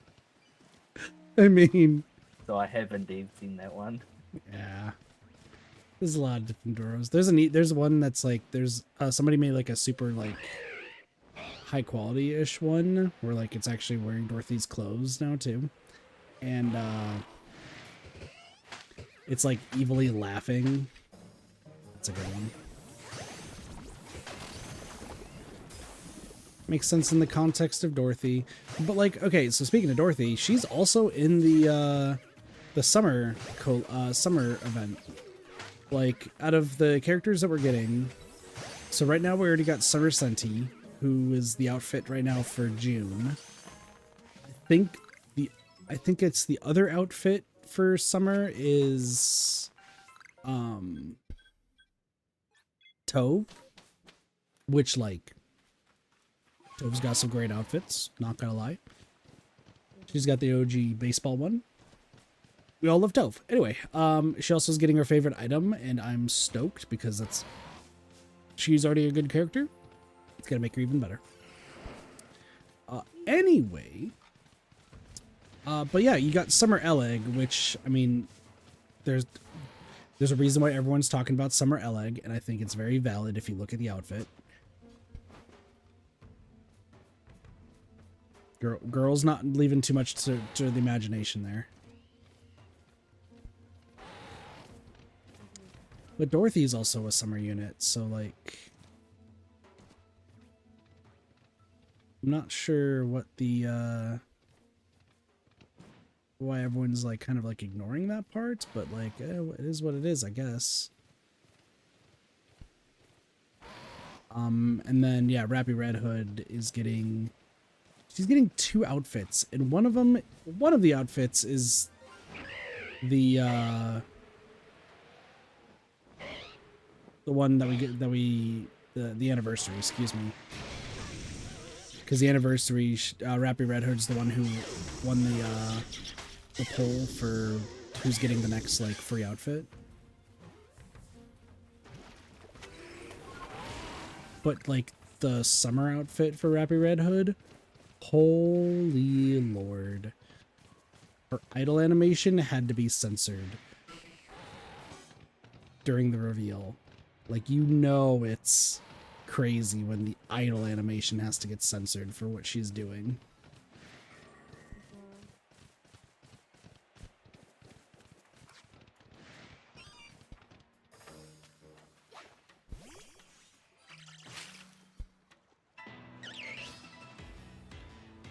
And then also we got announcements of favorite items happening, which I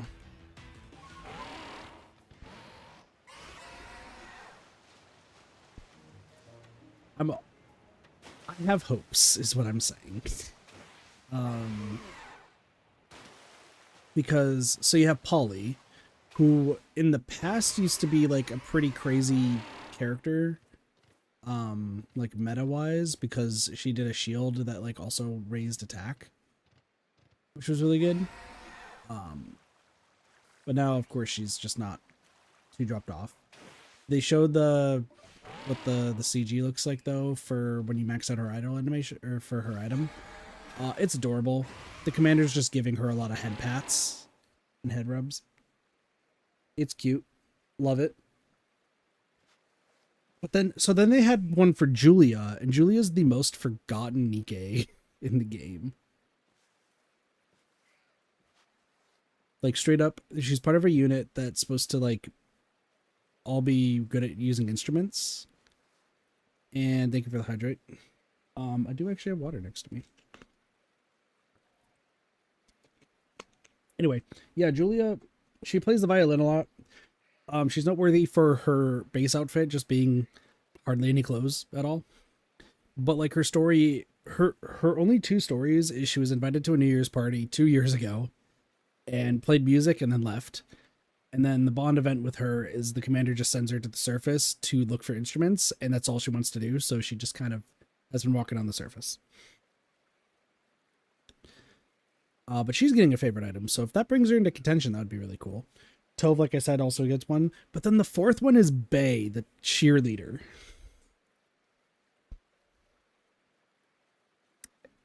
And I think that one's a big romance one based on the CG. So everyone's excited. Nikke players eating good tonight.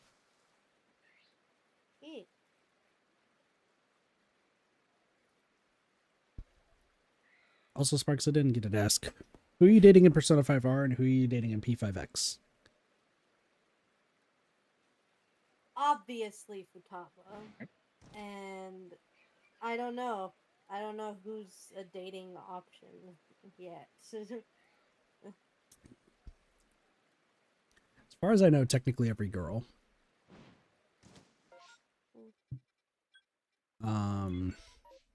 Well, if Futaba is available again, I'm doing Nah. that. I will see every single one of them. Next question. You technically can, just when the Valentine's Day event shows up, you do get beat up. But apparently you do get rewards regardless if you date them or not. So I want to verify that from the person I definitely want to date in the game.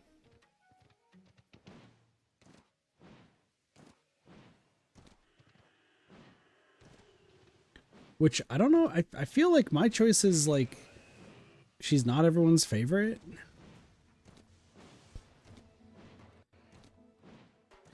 Cheese was appalled by my decision. Like I said, it was the wrong answer, so. Because right now in P5X, you can date Arai, Tomoko, apparently the older lady, no wait, no, she's married, so maybe not. I don't have her unlocked yet, but I haven't heard.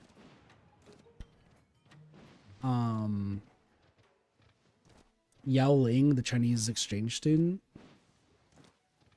and maybe Yui, the game character.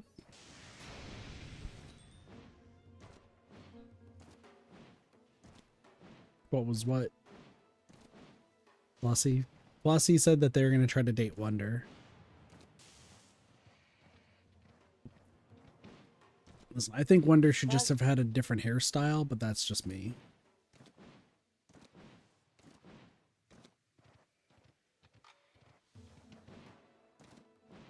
Fair enough. Also, what about my boy Shun? Or Shun? I think it's Shun. Let's forget about his code name for a second. Just comment on the fact that he looks cool.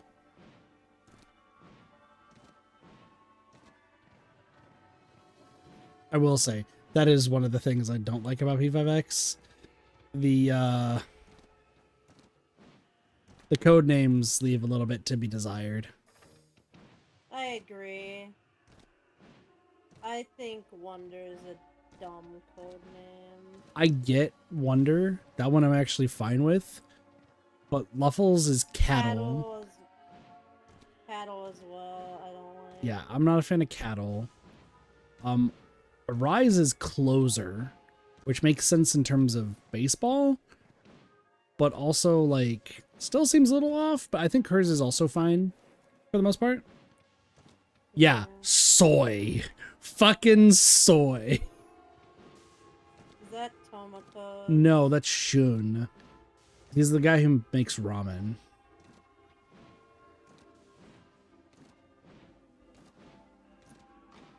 Funnily enough, I have all these characters, even though I haven't awakened them yet.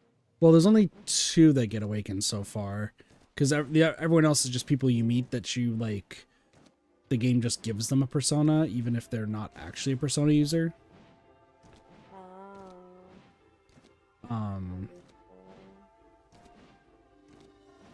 Like Tomoko's, she, from what I understand, she's not a persona user, but like obviously she has her own like persona 1. But out of the ones that you get in the game, you get Closer and Soy as actual teammates, and like fucking Soy. What sucks though is that he's actually a really cool character. Like I really do like him. Yeah. Like he's kind of the Ryuji based character, but not as like jokey, I guess you can say.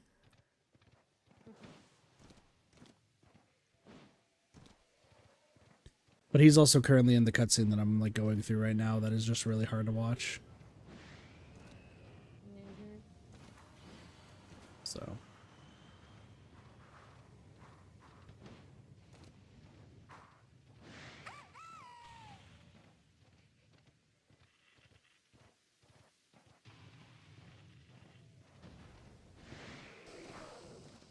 like I really do want to talk about the cutscene because it's like one of my biggest gripes in games.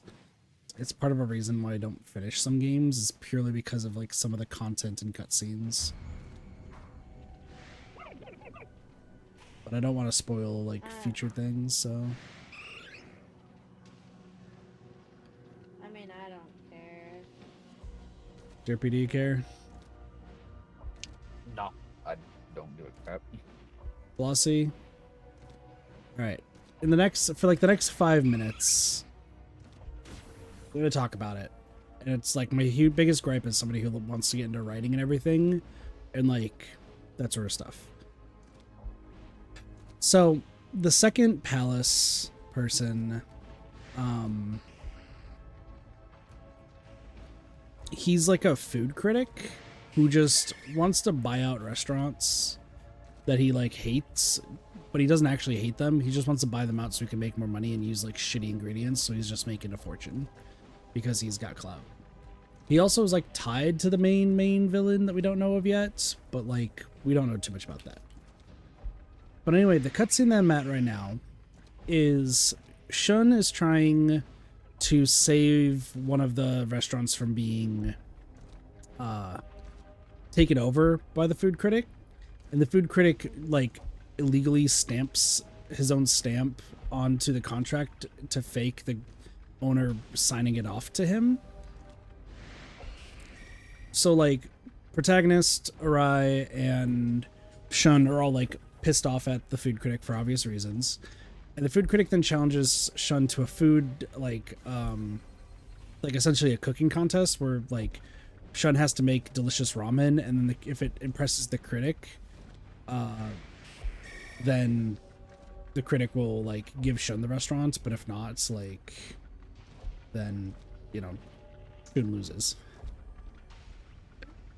The problem is, food critic openly says it's already rigged from the start. He's already guaranteed to lose. Shun's like, no, I can still do it. You have Wonder talk to him. No, I can still do it. You have Arai still talk to him. No, I can still do it. You have a vision of literally the food critic breaking down Shun, telling him that his like father figure is dead, and turns him into a villain. And even after that all is happening, they're all like, huh, maybe we should stop Shun from going to do this food thing that is like has to happen. Also, the food fight has to even happen, or like the cooking has to happen to even progress in the second palace because it's stopped as they're quote unquote preparing for it.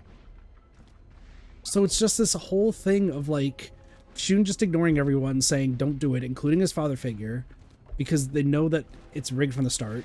He even knows it's rigged for the start and does it anyway. And then you have Wonder and Arai and Liffle all going together, trying to stop him still. Even though, like, there's no point. And it's just my biggest gripe when it's just like, you, like, the characters aren't dumb. That's the thing. Shun's not dumb, and Shun's been very shown to not be dumb, and even acknowledges the fact that it's rigged against him. That he's, like, guaranteed to lose. And the two other main characters are also agreements, and so on level 2. Yet he's still like, yeah, I'm still gonna do it. That should be fine, right? Like, bro. What? So it's just really hard to watch because you just have these characters who are all decently smart, just being incredibly stupid for just a very long period of time. And I've never been a fan of games or stories where, like, for a plot to move forward, the characters have to be stupid for a bit. Mm-hmm. So this entire, and it's currently, it's like I'm on like 4 parts of like maybe like 8 or something, I don't know. That's what it's really like kind of going to, because I know it's going to get to Shun getting his persona like in the story. But like, it's just hard to watch him like ignore everything.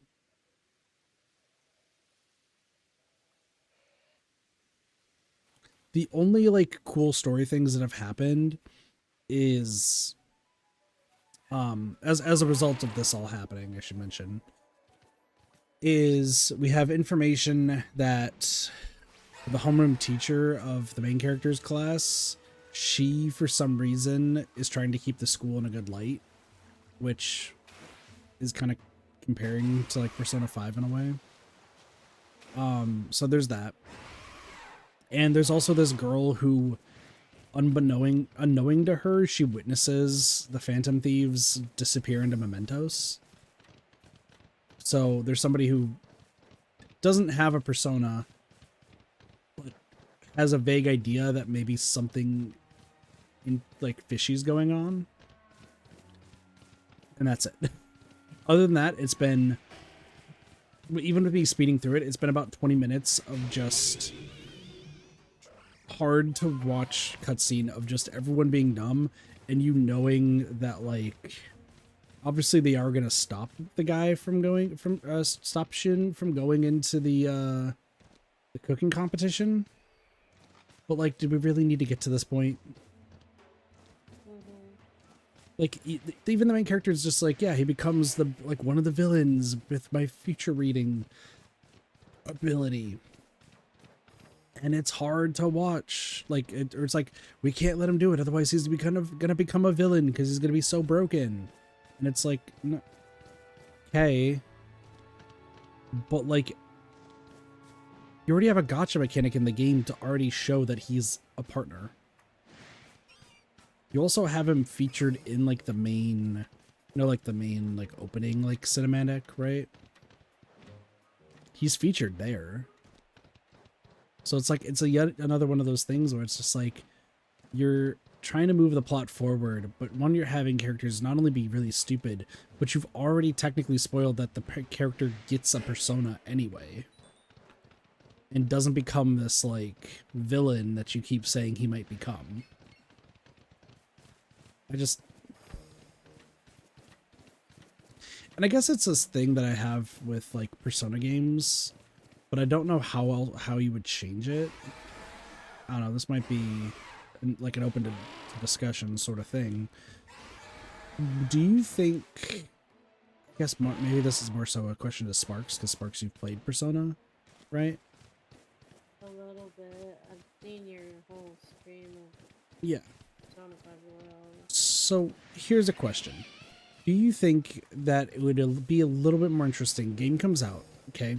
So you don't know who the Phantom Thief, like let's say you don't know who the next team is, right? Persona 6. The opening cinematic doesn't feature any character except the main character. Like it's, you know, them dancing around or doing whatever they do to like show off like the intro to the game or whatever. But it does not show any party member. It does not show any other NPCs. It's just like the main character dancing around just by themselves or something. But like you just have like indiscriminate like NPCs walking around or doing whatever. And then as you play through the game and unlock, at least on one file, you unlock the Phantom Thieves or the party members or anything, or meet more of the NPCs, they start showing up in that opening cinematic. Oh, that'd be cool. Well, because that way you're not going to get spoiled on who is on the team or who is in the game. Yeah.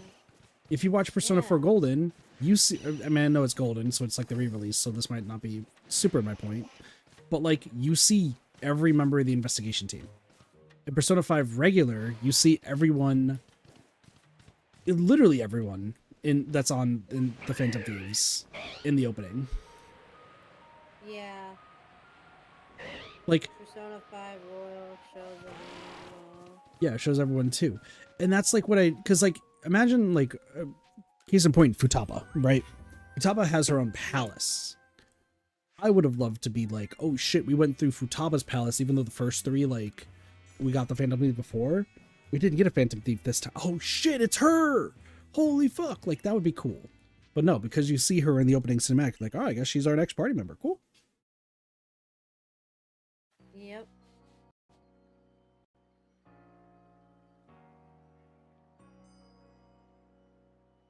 Yeah, like, it's one of my biggest gripes. If I do end up making videos, like it's something that I've like talked about before. I don't want to do anything that like spoils anything prior. Like I want to talk about something that's going to hook the person like watching. But I don't want to like spoil like anything of like what's going to be in the video. Or if I do like make a game in the future, I don't want like an opening cinematic to be like, here's everybody you're going to see in the game. Because then at that point you're like, well, cool. Like I would like to be surprised on who my like teammates are, you know? And at least with P5X, so far there's only 4 members of the Phantom Thieves, I should say. I do not remember the girl's name. Or sorry, 5. I should mention. Because they have, according to the, in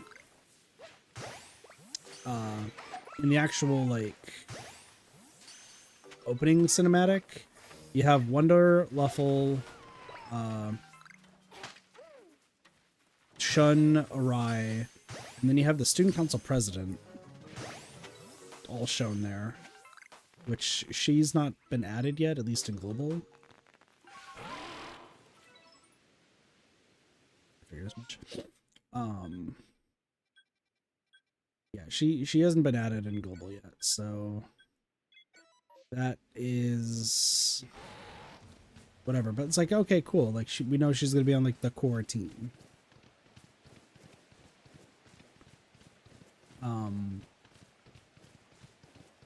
I would like it to be, I would have liked it to be just like Wonder and maybe also Luffle just shown in the intro, and then like, oh, you got a Rye, and then a Rye shows up. But that's, I don't know, that might be asking too much. At least once I get to the part where like I go back into the second palace, at least once I get back to the second palace, like everything should be good. Because like I won't have to worry about that. It's just getting through it.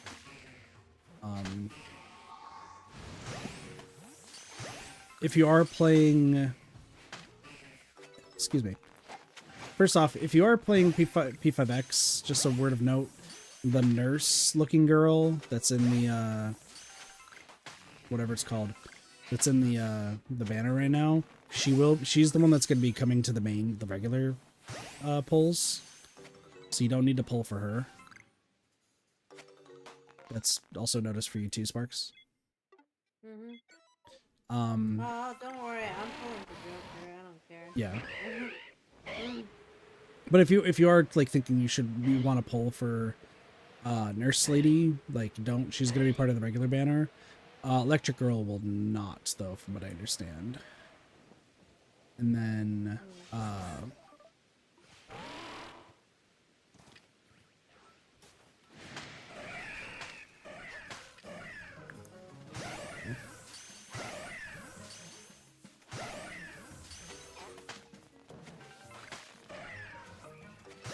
also, there's an event going on right now where make sure that you are doing the roguelite train thing every day if you can. Honestly, it's a cool concept.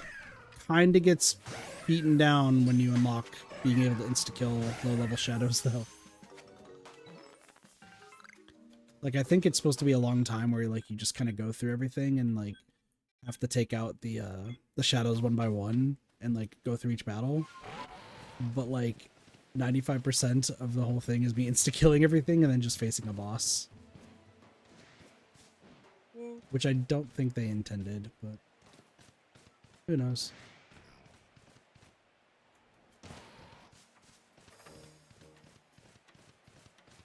Also, I see that Daiwan just saw Rappy Red Hood's outfit. I just got notified in a server.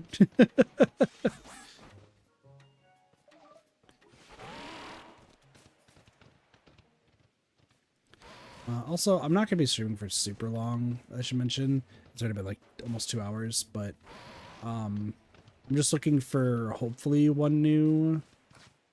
We're saying hopefully one new, but you never know. One new shiny.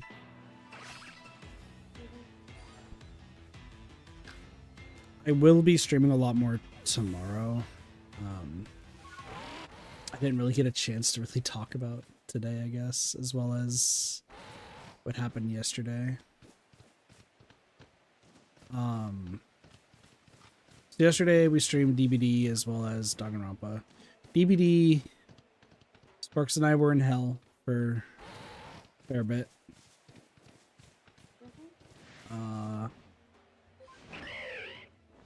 think Sparks just hates Quentin and Jane, like, on a personal level right now. No, I just hate this community. What community? Huh? DVD community sucks. Sparks is also super quiet again. DVD community sucks. I know, I heard you, I figured chat might not.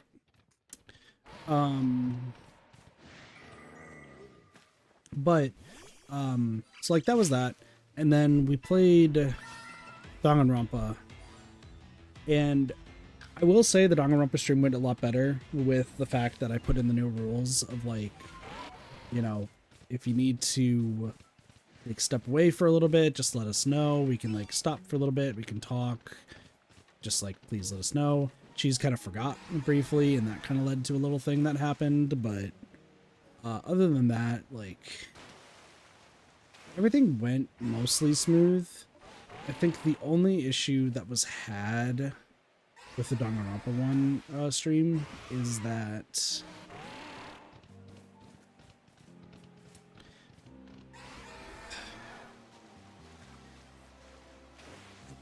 think there could have been like a better flow sort of thing, but I also think that it was kind of like bogged down by the fact that we were doing a chapter that I personally just didn't really like. So I'm wondering if like me just kind of maybe speeding through it wasn't paced as well. It was just because I didn't really enjoy it.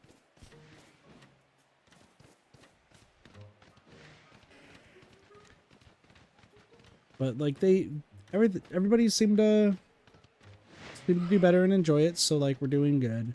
Everyone was reading without me having to point it out, though, so like that was a huge win.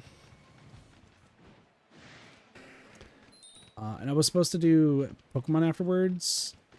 However, then the lake topic got brought up, so that didn't really happen.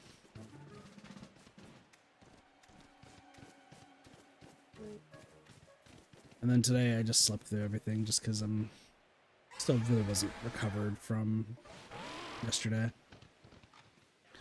Nothing really bad happened. I'm just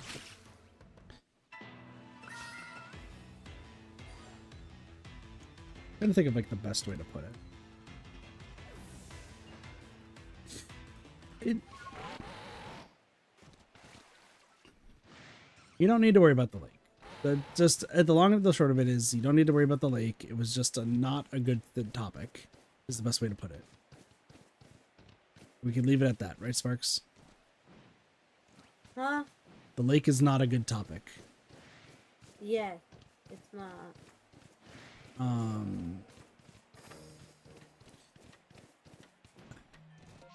So here's what's kind of like on my mind for like why things have been just so sporadic.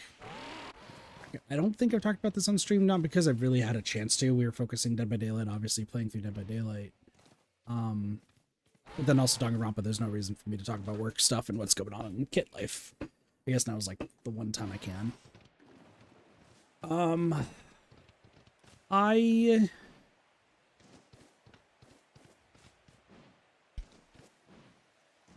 at a weird dead end, which is why I'm not been like super like confident in like moving forward to like script writing, but also I'm very much likely to lose my job here in the next month or two.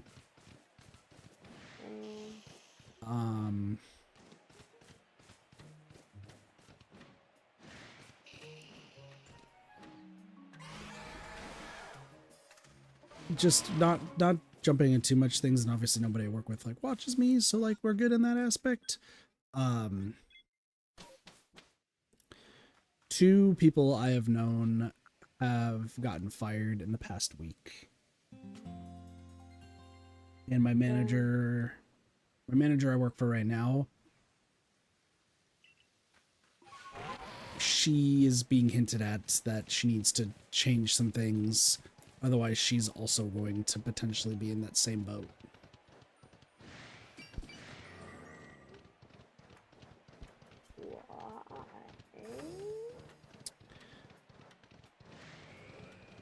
It's like an HR thing that's going on, but HR is not helping because when does HR ever help anybody? I have pointed words about HR. So my manager's worried about her job. But in turn, because it's being made very well known that a lot of the stuff that happens in the office is mostly because of me. And I'm not saying this as like a negative sort of way. It's like stuff gets done, or like the reason stuff gets done or the reason why stuff happens is because of kits. That means it all falls back on me. And that could be used as, oh, if the office isn't doing well or this, that, and the other thing is going on, then Kit's the one to blame, not the manager. Because Kit's the one that's essentially holding down the fort. Does that make sense? Yes. No, yes, ideally a manager should be the one that's like getting everything done and taking care of and watching over things. But because of stuff going on in my manager's life, she, like, there's reasons why she's not been at work a lot of the time. And it's because of real life stuff that frankly needs to be taken care of before work. And I get that. I do. It's a bit frustrating because I'm always the one there just by myself, but it is what it is, right? The thing is, because it's being well known that I'm the one that like kind of runs everything, if something doesn't get done, that's now more on me rather than my manager. and I was given Thursday and Friday off this past week, just because people were going on vacations and stuff. The office didn't need to be open, so I just, I'm getting paid. That's cool, but like, there's not really a reason for me to be there. Okay. However, there still need to be like somebody at the office to like answer phones and everything. So that's what my manager was doing these past 2 days. Here's the thing. Even on those days when there's nobody in the office and it's just supposed to be like one of us taking phone calls, there's still a lot of work that needs to be done. There still needs to be a lot of phone calls that need to be done and specific patients that need to be talked to, which I'm the one who usually handles. The thing is, I haven't been able to do that in the past 2 days because obviously I've been here, right? Near the end of the Thursday Danganronpa stream, because I was letting Doge and Cheese kind of figure out everything going on, so I was kind of like staring at my phone a lot of the time. I pretty much got a little bit of an update saying, hey, when you come back on Monday, you probably are going to have a lot of things to catch up on. And I'm like, cool. So no work got done.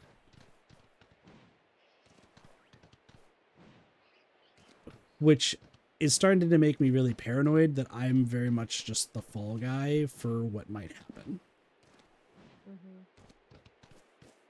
I'm only going to be there briefly on Monday, so like Monday y'all will get like 2 streams, funny enough. But yeah, I'm not looking forward to going back to work right now because I'm pretty much more or less confirmed that I'm just going to have a whole bunch of work to get caught up on, and because I haven't been there we're going to be 4 days, it's going to fall back on me. That's what kind of led to Lake Talk. That's what led to me just like not really focusing on anything else. It's probably also partially the reason why I just like wasn't really focused near the end of the chapter 4 trial and like fumbled my words a bit. It's just like, Yeah. and here's the thing, the way to get me out of this, because right now like regular jobs, I'm starting to become the fall guy in like every job I've ever worked. It's happened a lot. Hey, it means I'm a good worker, but like I'm just now the easy person to blame because I get walked over a bunch. And it is what it is. Yeah. And I know in the back of my head, I know that writing the script, having Neko edit it, Derpy edit the video, and Sparks make the thumbnail, like all of that would help me get out of it. I know it would be good. The thing you gotta remember though is, 1, I'm not really a confident person in general, but 2, when you get kicked down as much as I do, especially in like my job setting, like I don't have any idea of like what I can do, right? And like my confidence gets kicked down, I feel really shitty about myself. And it feels like I'm just gonna like fail at it again. And like not every job I've had I can seem as a failure. I've learned a lot from it. Well, like I'm always end up leaving a job because like I'm getting outed for one reason or the other, you know? Yeah.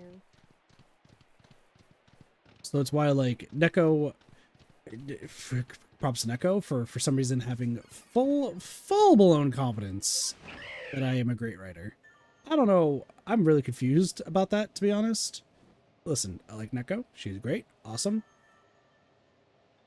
Obvious stuff. That's a 4th shiny Rowlet. Cool.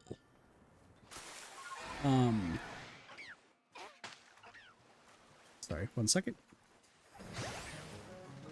But I don't know any writing she has ever seen that I have done, okay?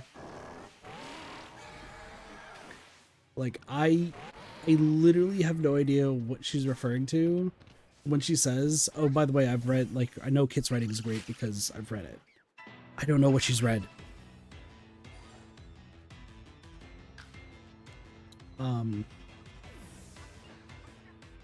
But I very much like don't have that much confidence in my own writing.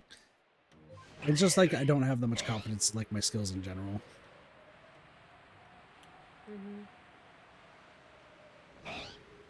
And even like the script for Dead by Daylight, just for like all intents and purposes, it's halfway done. I know exactly where I left off. I know how I want to write it. I know like what I want it to be. The problem is, because I'm very prone to like comparing myself to a bunch of people, I don't know if it's good enough, is what it is. I know Neko always says, oh, I'm going to be the one editing it and like we'll help you through it and such. But like, there's that voice in the back of my head that is like, hey, even though you wrote this, it's going to be nearly impossible, even for a really, really good editor, to like fix. And that's, you know, the lack of confidence talking, but it's really how I feel about it. Like I said, I do have the script. I know what needs to still be written. I know what still needs to be formatted, like how it's supposed to look. I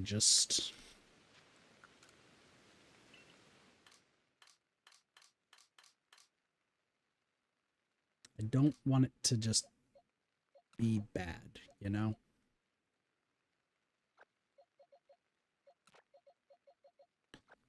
So, excuse me. I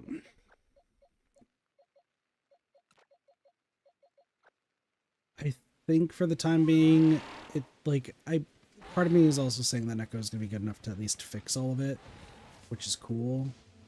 It's just at the end of the day, like, how is it going to really compare to others that are on there? So, but the other thing is, we won't know until we try. So, it's just, can we get to that try point is, I think, the biggest answer, or the biggest question, excuse me.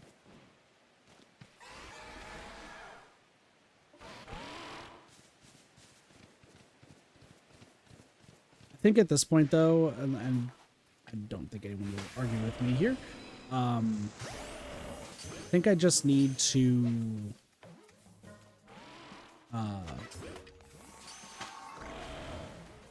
just do it once, and if it just collapses, it collapses, right?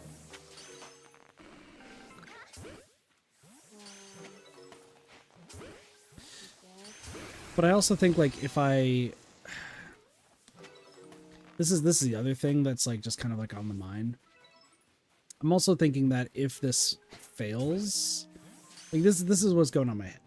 Is, like, if this fails, where else do I go? Do I just say, fuck it, I failed, and then just wait for the inevitability of being fired from this job that I'm at right now, and then just go from there? Or what do I do, you know? And I think another reason why... Sorry, say that again, Sparks? Sorry. If you fail, you try again something else. You're thinking to just keep at it constantly?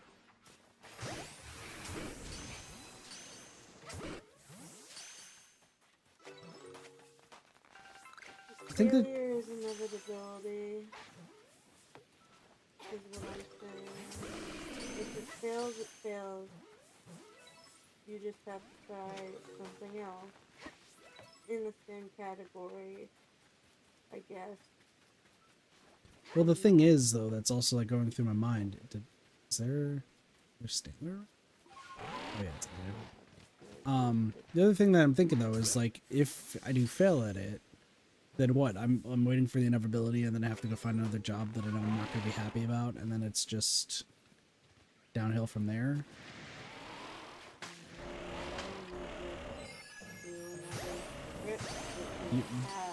You're really quiet, Sparks. And I even have you turned up.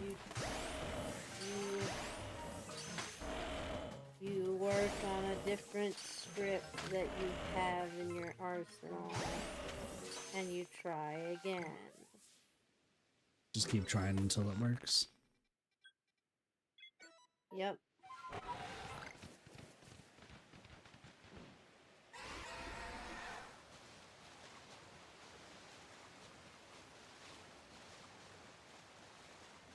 Sound very similar to Neko in that vein, Sparks.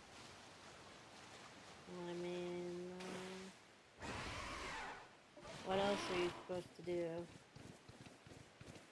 Is a lake. That option is not a fun option. It's true. I've also been thinking about hindsight a lot lately too. Because I know like a lot of the troubles that I've like got myself in, especially with like money and whatnot, is my own doing. Especially with how like nice I was to people back in when I like before debt, where I just kind of like helped people out whenever I could. And that's what ultimately got me to my position that I just can't get out of. I know the quote-unquote easy way to get out of it is essentially just working like 3 jobs or something. Just like work myself to the bone. But who knows?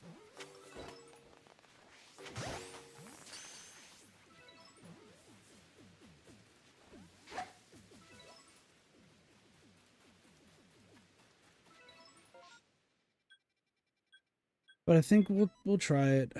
I think what I'm hoping to do, excuse me, I should say, is hopefully the stream does not go on too much longer, and I do find a new shiny that I can like get. That's the hope.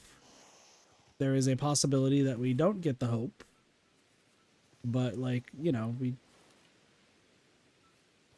Abra's not helping me out right now here.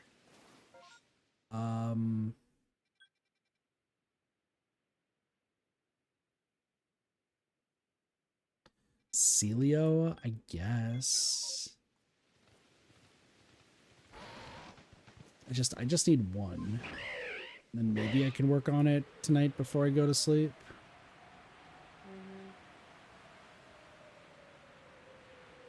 I guess I gotta just, you know, see if it does fail and then go from there. I'm worried about the failure.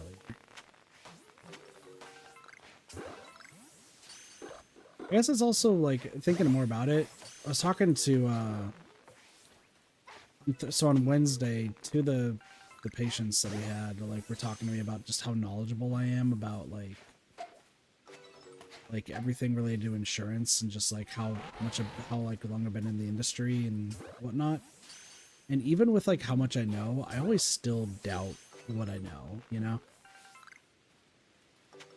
Like, I still have this like voice in the back of my head. It's like, am I really telling them the right information? Like, you know, like, am I giving them accidental bad information? Am I just being stupid and don't know what I'm talking about? I don't know. I always worry about that.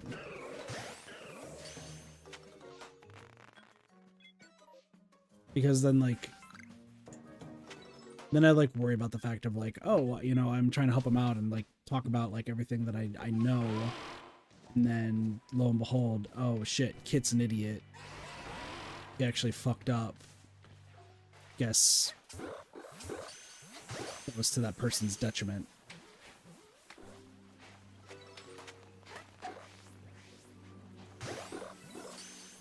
The thoughts of a Kit. The rainstorm has ended.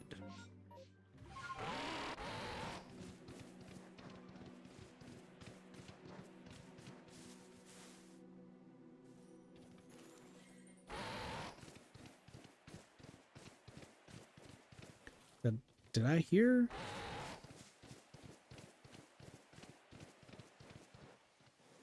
I am going to sleep now. gonna go to sleep? I'm tired. Okay. Have a good night, Sporkertons. You have a Welcome good back, night, y'all. Derpletons. I've been here. See you Just- guys Just in case things now. later. Good night. Hey, Postbox. Good night, Grandpa number 2. Sparks is not Grandpa number 2. Hold the phone. Sparks, I want to take that. Younger than me, the fuck? Yeah. And I'm the young one of this group.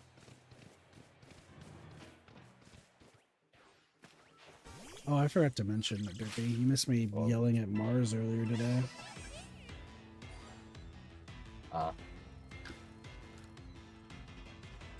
It was near the end of Neko's stream. Weirdly enough, for anyone who was at Neko's stream that heard me yell at Mars, because like Sparks said they had to like back out because I was actually like really like loud and angry.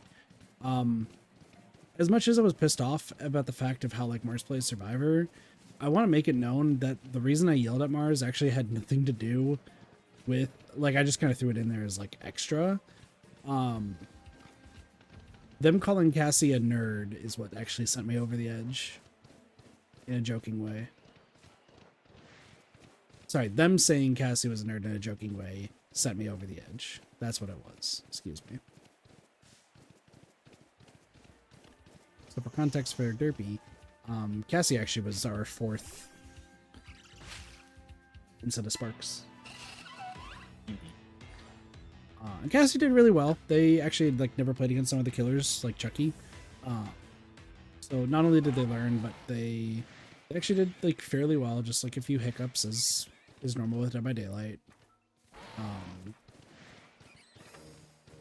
But for those who don't know like Cassie too well, I'm incredibly like protective of Cassie's well-being, specifically because Cassie's part of the reason why sheeples exist on the channel. And we've talked about this before, so I know it's like kind of okay to talk about. Technically the sheeples from Catherine and that entire like essentially the mascot for the streams more or less saved Cassie's life. I think it had something to do with like bullying is what was gonna cause that. And the sheeples were a good calm that, you know, it's why that's kind of like the general theme, even though I have a wolf tattooed on my arm. Sheep is what I'm associated with. So anyone who even like remotely bullies Cassie, even if it's in a joking way, I will fly off the handle because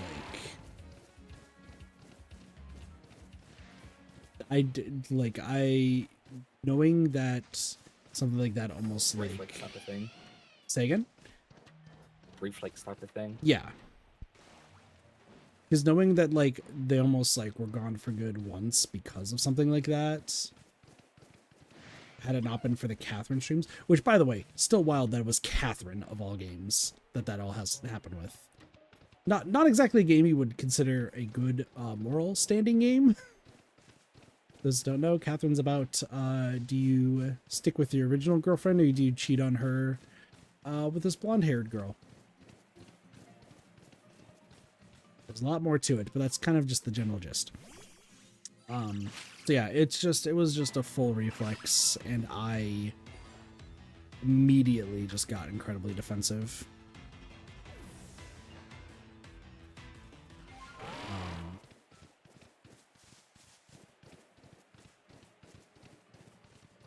And I know, like, somewhere in the back of my head, I know it was probably just a joke that they were trying to say, just to try to be, like, funny. But that was the literal one person that you should not say that about. So, but yeah, as I yelled, I also threw in just some DVD jabs at them as well.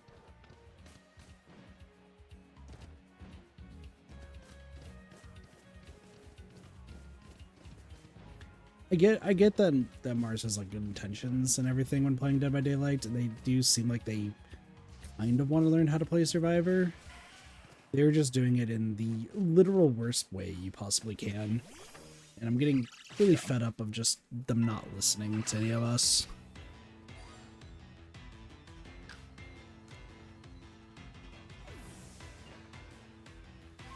Which there was one of my other friends from the past was asking, they actually like messaged me yesterday, saying, hey, you know, long time no see, do you want to ever play like Survivor and Dead by Daylight again? You know, you might have to be patient with me, I'm gonna have to like take my time to learn. Here's the thing, I am an asshole. I'll be the first to admit it. 1000%. I'm definitely an asshole. But if you're learning and actually like trying your best, and the reason you're dying in Dead by Daylight or like in a PvP game, it's just because you don't understand the mechanics and you're still like just trying to learn and you're putting forth that effort, I will be patient with you 10 out of 10 times. 100 out of 100. If you should know better and know how to play the game, and this should be common sense sort of stuff, and that's what you're messing up on and have no will to like or interest in getting better with it, that's where I draw the line. And that's, you know, that's what makes me fly over the handle sometimes. So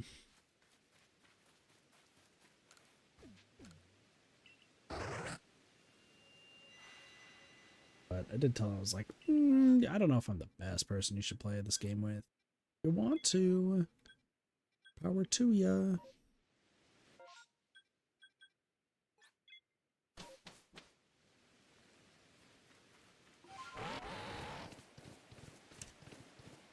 I will say Dead by Daylight's probably the one game that I've yelled at the most recent times. Where? Oh, you were up on the rock. What?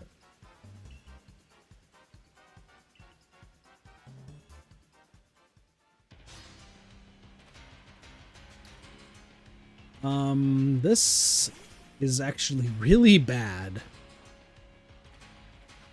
Oh no, this is really bad. I'm in a trainer battle, and all of my Pokemon might be weak to this. It might be... Oh no. Okay, Wormadam has Earth Power. That can work. I have a Kricketot that knows 2 moves, Derpy.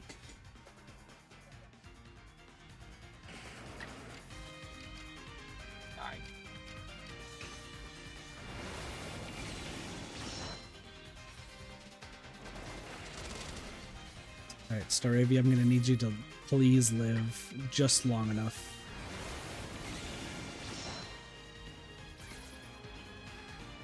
No way, that killed you! Oh no. Alright, Wormadam has Earth Powder, or Power. Don't sleep on the Cricket. Blossy, it's a level 59 Kricketot that's gonna go up against a Rhydon. Luckily, Wormadam has Earth Power, so we're good.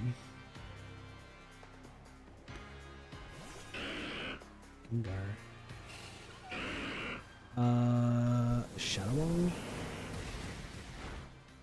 Okay. Hypnosis. Yeah, but now I'm going up against a Gengar. Also calling me grandpa number 3 is diabolical, Blossy. Oh shit. Okay, Wormadam's actually correct. Did you just see that?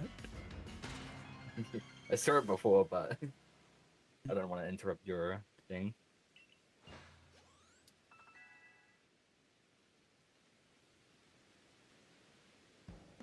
Blossy, I'm probably younger than you. No, you were older than Blossy. Fuck. Alright, fair enough. I can confirm that. You For won this one, Blossy. I can confirm about that to say- without a doubt. Like, Yeah.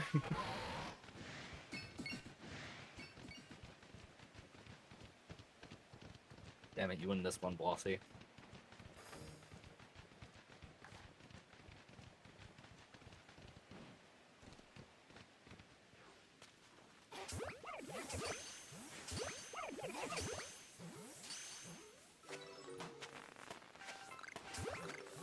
come on, Rowlet. Rowlet, one of you be shiny. I just need one of you to be shiny and not your evolved forms. Please. You derpy motherfucking owl. that's not related to Derpy Wolfitons at all. Never doubt me again, Grandpa number 3.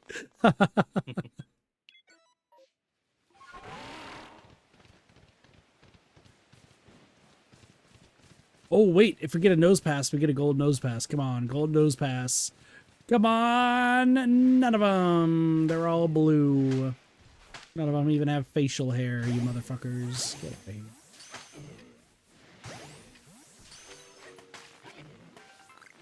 Purple pass is interesting. I just need a gold one, please.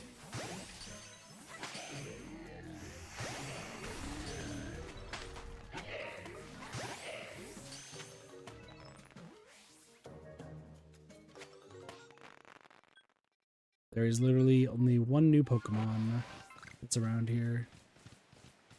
Off stream, I did catch a shiny Clefable or Clefairy, so I mean this could be good. I love all my grandpas and enjoy their presence equally. Unfortunately, they're old and not chronically online. Okay, well, excuse me. I'm actually chronically online. I'm just never at my computer all the time.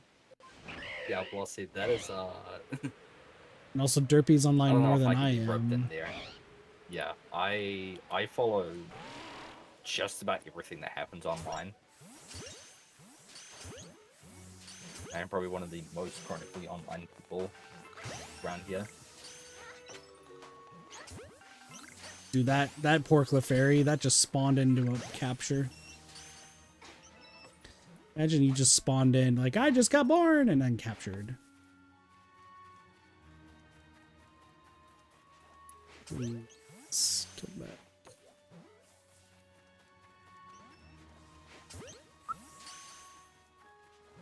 Man, if only I could get this code, I could fucking make my true of time greatsword. What are you playing right now? Nintendo. I'm just writing down stuff for Fantasy Life. But there's a code that came out, and I can't use it at the moment because my main save is on the Switch. And for some reason, the Switch has decided, oh, both your credit card and your PayPal doesn't work anymore. Fuck you. I tried to unassign both of them and then tried to reassign both of them, and it's just like, yeah, no, good. No work, fuck you. Oh. Yeah, I don't know what's happening, but I can't renew my, what's it called? I'm still waiting for... I've heard of... Oh, go ahead. Sorry. I've heard of Labubu. I don't know exactly what it is. I've seen some people referencing it.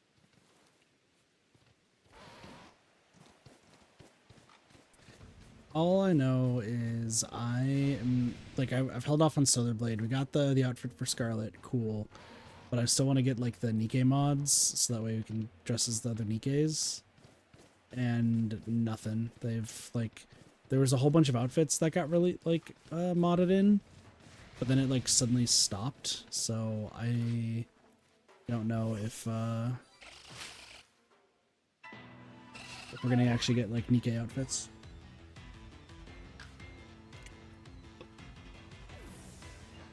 So I'm gonna give it like another week or two in hopes, but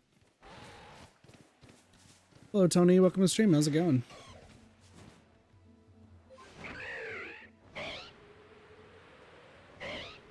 Bossy, you're online quite a bit. So.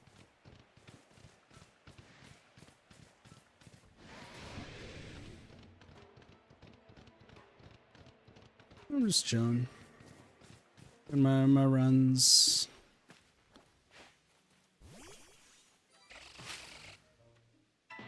Honestly, if one of these Cherubies or Cherums becomes like shiny, that'd be the craziest thing. I am looking at my list of like things I need to get. Some of these are gonna be crazy. Whoa. How the fuck did we get here? Whoa. I clicked on my Steam and it opened up YouTube. To a tab that I already had open. What the fuck? Alright.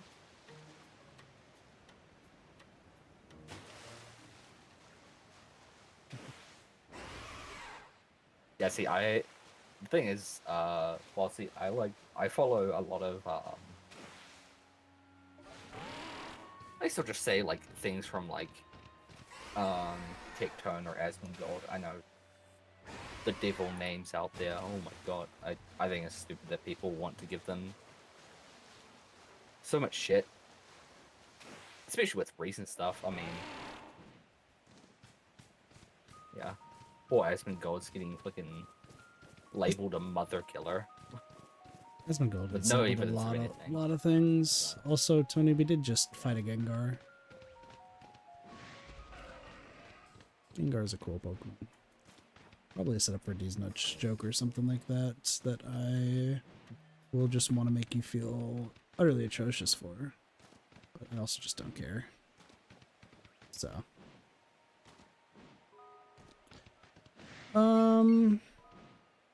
Yeah, I don't know. I don't pay too much attention to online drama. I think the only one I did pay attention to is the Stop Killing Games movement and Pirate Software stuff. Oh, that went insane. See, So, okay, and I here's... would say this from Sorry. someone who's followed Pirate Software for so long. I love the dude. And I think the whole World of Warcraft shit was utter bullshit people attacked him for. Okay, But yeah, what... at Are they this more point, upset he's at the... just got so much of an ego that I'm just like, come on, man. Like, I can't warrant this anymore. Yeah, because I was going to say, first off, are people more upset about the Stop Killing Game stuff, or are they more upset about the, holy fuck. That is a loud-ass Cherubi. That's completely fair, Blossy. Is that a... So... Yes, Sorry. Blossy, he's partially talking about that. Subnautica? Well, we'll get to that here in a moment. I'll mention that in a moment. Yeah. So here's the thing: are more people upset about the Stop Killing Game stuff, or are they more afraid about the World of Warcraft? Because what the World of Warcraft thing is, it's the hardcore mode, and he saved himself to like, and everyone else died, right? Is that what happened? So basically, with WoW, again, I'm not the best person for it. I know MMOs, but not WoW. I know, wow. But from what I gathered, he could have played it better, and he probably could have saved everyone. But I mean, you're playing hardcore. Like, if you die, that's gonna set you back so many fucking hours to regrind and shit. Like, you know, and when it was a situation where it was like, you know, everyone was like, okay, no, it's getting hairy, get the fuck out. And then Pirate was like, he was gone. Like, he ran all the way back, but people wanted to, like, try and kite and stuff, and it wasn't really well communicated, the whole thing. Okay. I would say. He was very low on mana. Couldn't see it because he's got a little add-on that hides it, or a stream thing that hides it. It So, would hide like, your mana. I don't know. He sets his like HP to 1 and his like mana to 0 and stuff. But it's like a visual thing apparently. Like it's always updating for him. He's got a bunch of add-ons that like hides a bunch of stuff on stream. Don't know why. I don't know. It is what it is. I mean, there's PvP in hardcore mode, right? Yeah. Yeah. But I don't think they really go yeah, maybe that actually might be it. Maybe like because I haven't seen him actually stream it. I just seen clips and whatnot. So maybe he does like try and get into like that way people whatever they're can called. see how much HP he has. But even still, like, Yeah. if you're playing the game, you're just gonna target him and see it anyway. That seems weird. Well, he's trying to like avoid stream snipers, I would assume. Like if But, he like, takes some damage, But here's the people thing. can't sneak up and be like, oh, he's like half health right now, so let me go like chase him down. But here's the thing. You just click on his character and boom, you see it. 50% HP. Like, Yeah. that just seems dumb. But I guess it's well because there was the I know there's the I forget what it's called. But there's like the really good like mage player.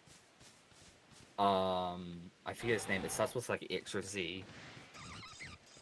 But he got into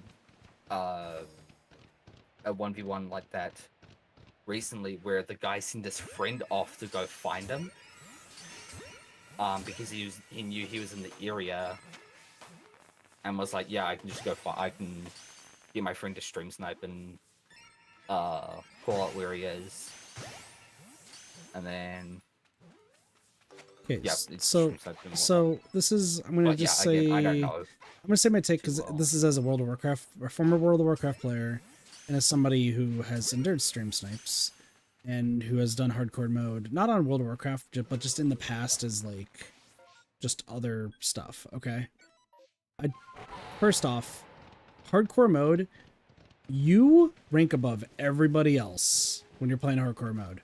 It's your character against everyone else. If you're in a party with people, cool, trust each other, but your ass is the biggest thing. You have to have the most amount of trust in your group if you're going to survive in hardcore mode. That is why if you're playing hardcore mode, even if it's in like instance-based stuff and there's dungeons and there's groups, you always play as the healer. Reason for that, you can keep yourself alive and you're the one directly in charge of everyone else's life. That is unequivocally that is not only just my like personal, but like I even think it's like just the smartest thing to do as somebody in hardcore mode runs. You play as the healer, that means you are directly in charge of your own safety as well as everyone else's. Okay? That being said, in World of Warcraft, a little bit of a tweak. Play as a healer, that's going to help you out a bunch to stay a while. But you also want to play as a character if there's PvP that's going to keep you alive. Rogue or Paladin. Usually are going to be the two, especially in Classic, that's going to keep you alive.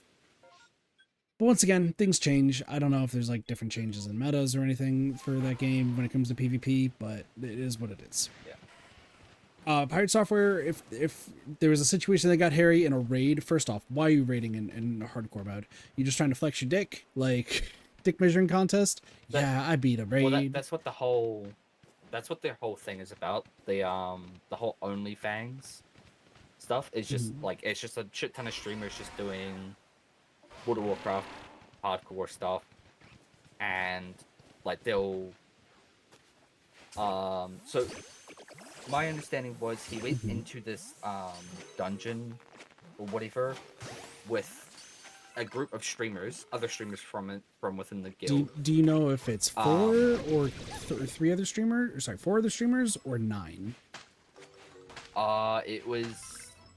It was about, yeah, I'd say about 4 others. Okay, so it was a dungeon. So they went into a dungeon. Yeah. Yeah, so he didn't really know them that well. He just knew there were other people in the guild. Yeah. Honestly, they might even just been complete randoms. I don't know. Okay. That he just got into okay, so party with or something. Stop right there real quick. Not sure. So stop right there. Mhm. Very clearly, it's people that he more than likely does not know, correct? No. Or like does Exactly. like does not know well. that. Do I just Yeah, not? people he doesn't really know. Okay, cool. People he's like barely met. So Just then. so big thing. I just said this. If you're playing hardcore mode and you're a healer, you keep yourself alive. Cool. But 2, Yeah. you are playing hardcore mode. You have to play with people you trust. Like, Yeah. you can't just be like, I just met you for the first time and everything. You have to have had played maybe a different game or something else with this person to, like, understand what they're going through, okay? Like, if you were playing and you're with, like, oh yeah, I'm just gonna do, like, a random, like, oh, hi, 4 random Joe, Bill, Bob, and Sue. Like, let's do this group together in hardcore mode. All 5 of you are idiots. All 5 of you are just equally idiots because you are playing with people that you do not know or trust. You, like, if it's with friends and you pull that shit, okay, you're like a terrible person just in general. Probably a terrible friend without like communicating it, because you should at least communicate with them. But if it's with people you hardly know, or like maybe just know through a grapevine or something, you have no loyalty to them and you have no idea if you know, should help them or not, you know? Yep. So that's exactly the point that I was going to make, is that I don't actually think Pirate Software was completely in the wrong. The people pointed out he had a mana crystal, so he could have actually gone back to actually help them a bit. But again, you're still risking your Also, own yeah. life Yeah, could through you weigh the options in a hardcore bunch mode? of mobs. Yeah. Like I would not have risked it if I was him. No, in hard, Absolutely not. you're playing You've got me hardcore fucked mode. up, You bro. have to compare. If you have to hold yourself to your own to the highest standard. You like say what you will about hardware software and a whole bunch of other things, sure. But in hardcore mode, you are the only one taking care of yourself in that. If you're trying to like do dungeons and raids, I'm going to just say you're stupid. Like if you're this is the reason why I've never been a big fan of that's like the whole point. and I get that. is I get that, but the problem it's all is content shit. yeah, it's all content, but like if you die, But yeah, then I- it's like it's so I much agree. wasted time. It's like it's a huge gamble. And even if you did it for like clout, how many people are actually going to see it? It depends on how big you already are. So if they're already big, the big are just going to keep getting bigger. If you're Tom Smith with like 6 followers on Twitch and you got the world first clear hardcore as a warrior getting through Molten Core, cool. Take it easy, Tony. Nice job on the emote. Like no one's gonna really care except for the people who are either already watching you, and even still, like some people might like be a little bit interested, but they're already gonna judge you based on how big you are at that point. Yeah. So I like it doesn't make too much sense to me. It's the reason why I like more like hardcore games like Terraria and stuff like that, because at least the goal there, like it's just more like fun building up to that point, and you can keep like the precautions. You play with other people that you know. Thank you for the hydrate. MMO based hardcore mode, I've just never been a big fan of, just because like it doesn't make much sense.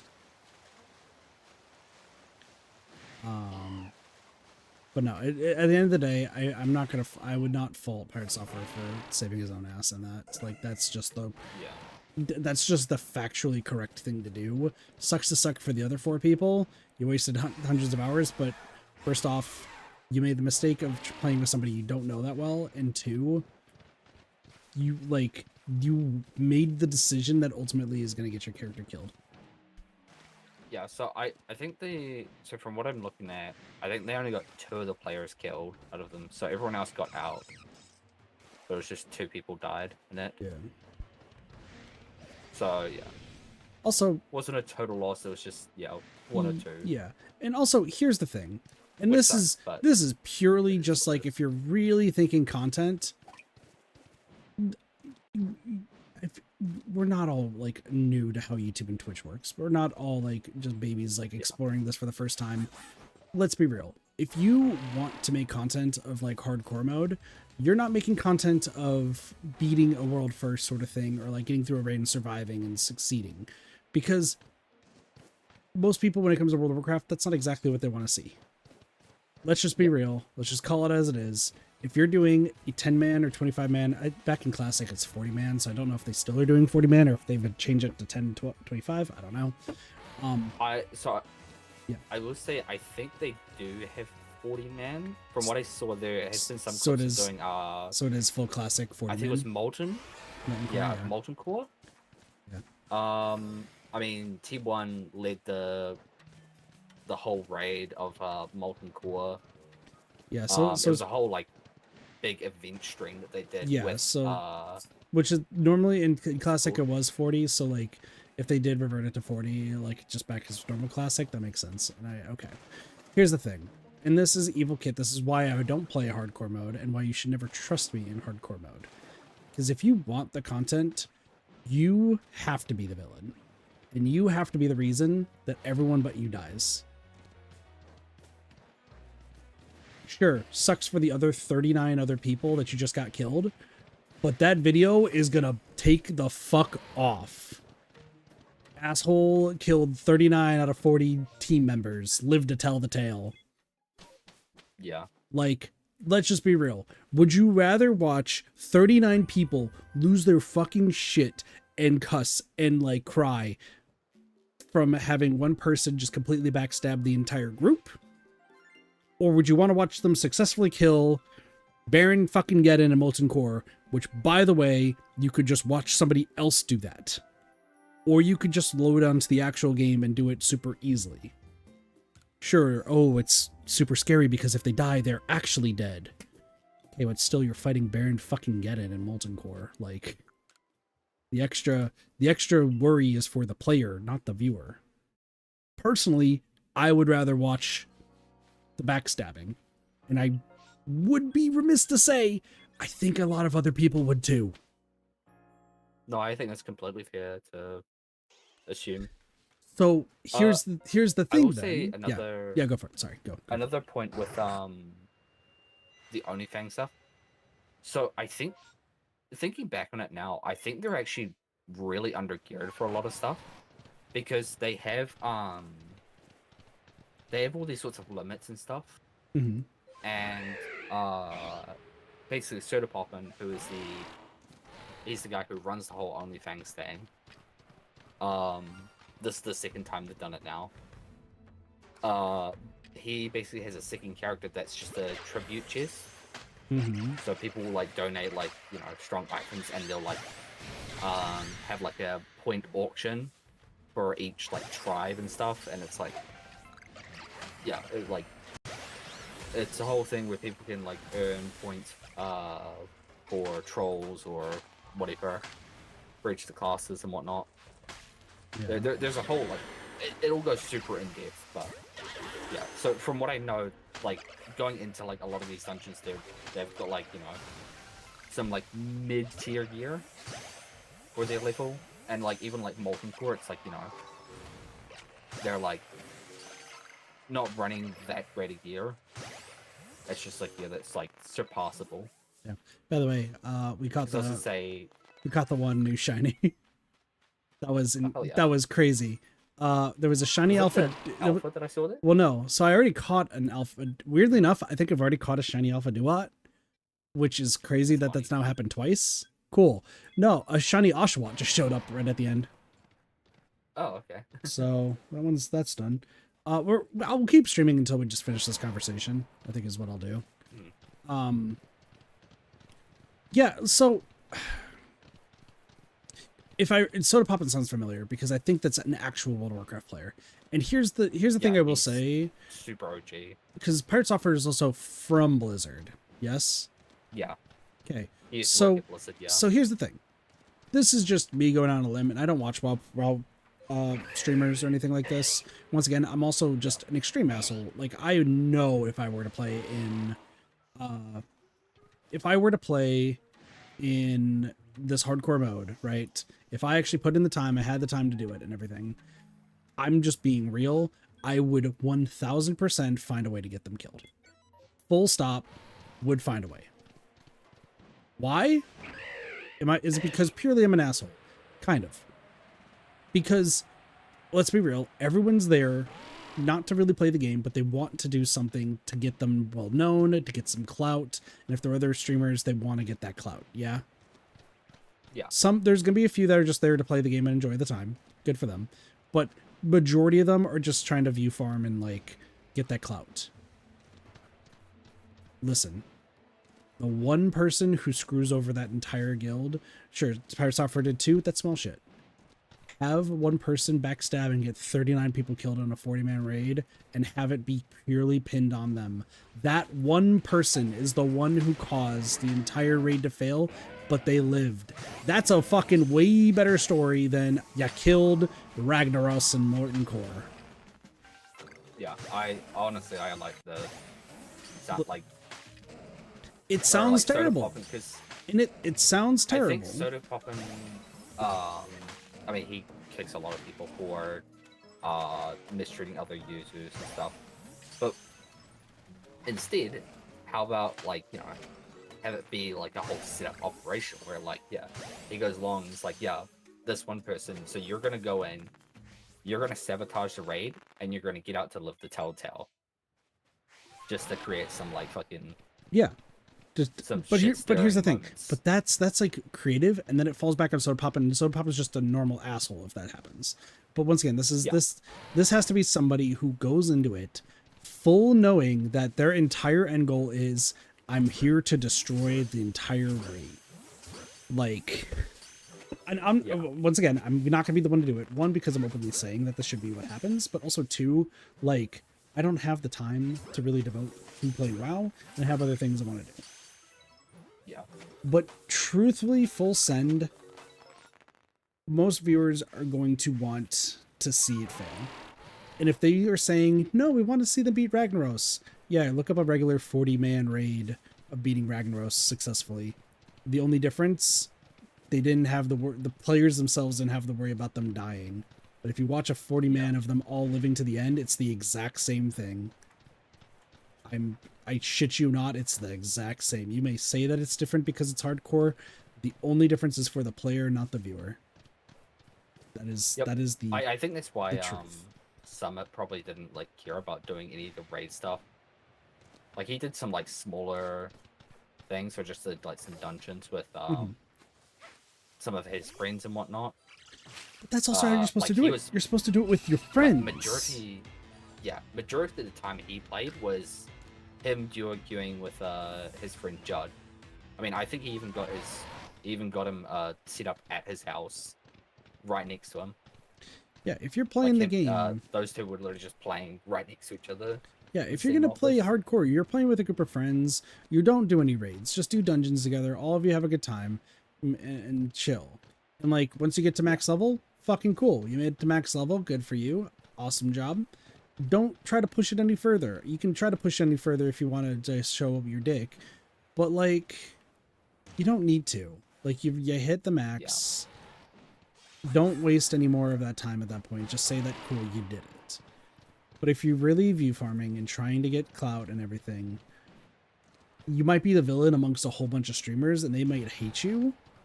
But damn, if you're there just for the views and such, you just made 10 million views backstabbing well-known streamers. Like, yeah, that is just the truth of the situation. So Pirate Software doing it on a small scale, like I said, that's chump change compared to it.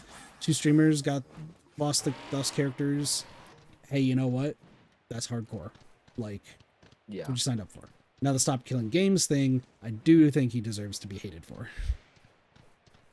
Yeah. So, yeah, with World of Warcraft stuff, are they overhated? Absolutely.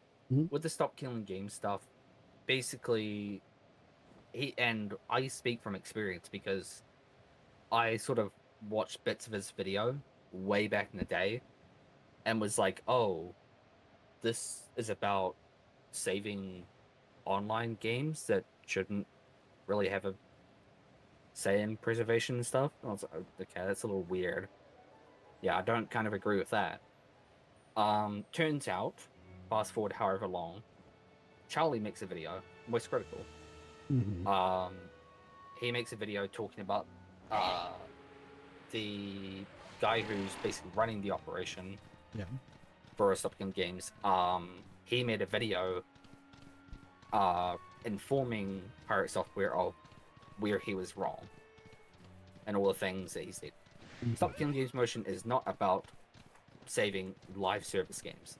It's about games such as Driver San Francisco and The Crew, games that have been completely unavailable to obtain now and don't need online service to play. But even games that can have like servers, such as like Battlefield or anything like that, they should be still kept available to the players. Yeah, because you can just make peer-to-peer servers and whatnot. Mm-hmm.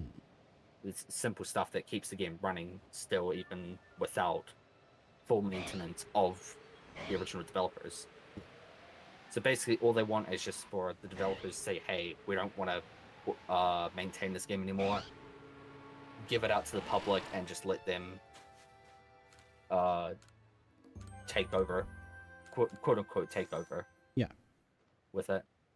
Which I do fully agree with, because, I mean, again, Battlefield Band Company 2 just came offline unable to be obtained anymore Mm-hmm. off of Steam very recently, and on the EA store.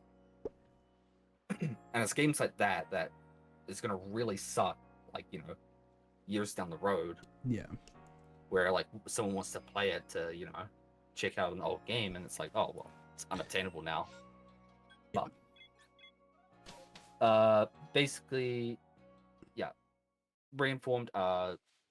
Charlie posted this video about the whole reaction to it. He also said, like, yeah, like this initiative is actually really, really good. Mm-hmm. And then he talked to, after his video got uploaded, he talked to Pirate Software on Twitter, because Pirate had a mini tantrum about being called out about it after the video went live. Mm-hmm. And then he doubled down, saying, no, it's still a bad initiative. And he said that the initiative was dying even well before I made a video on it, which is incorrect. Mm-hmm. His video caused it to decline. While it was slightly going down, it rapidly declined once he uploaded his video about it. Mm-hmm. And he said, with the initiative, he said, quote, "It can eat my entire ass." That's basically how he felt about the whole thing. Okay. And then, yeah, just him having an ego, just doubling down, tripling down, saying, like, no, it's not my fault, it's still a bad initiative, yada yada. And Charlie just said, fuck it, I can't be bothered to go around in circles arguing about this.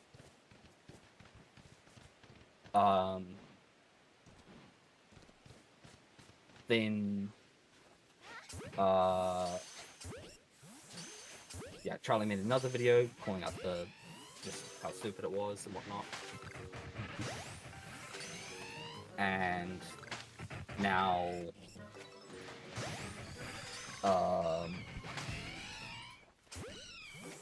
excuse me. Yeah, now the initiative is well over a million signatures, or very close to it now.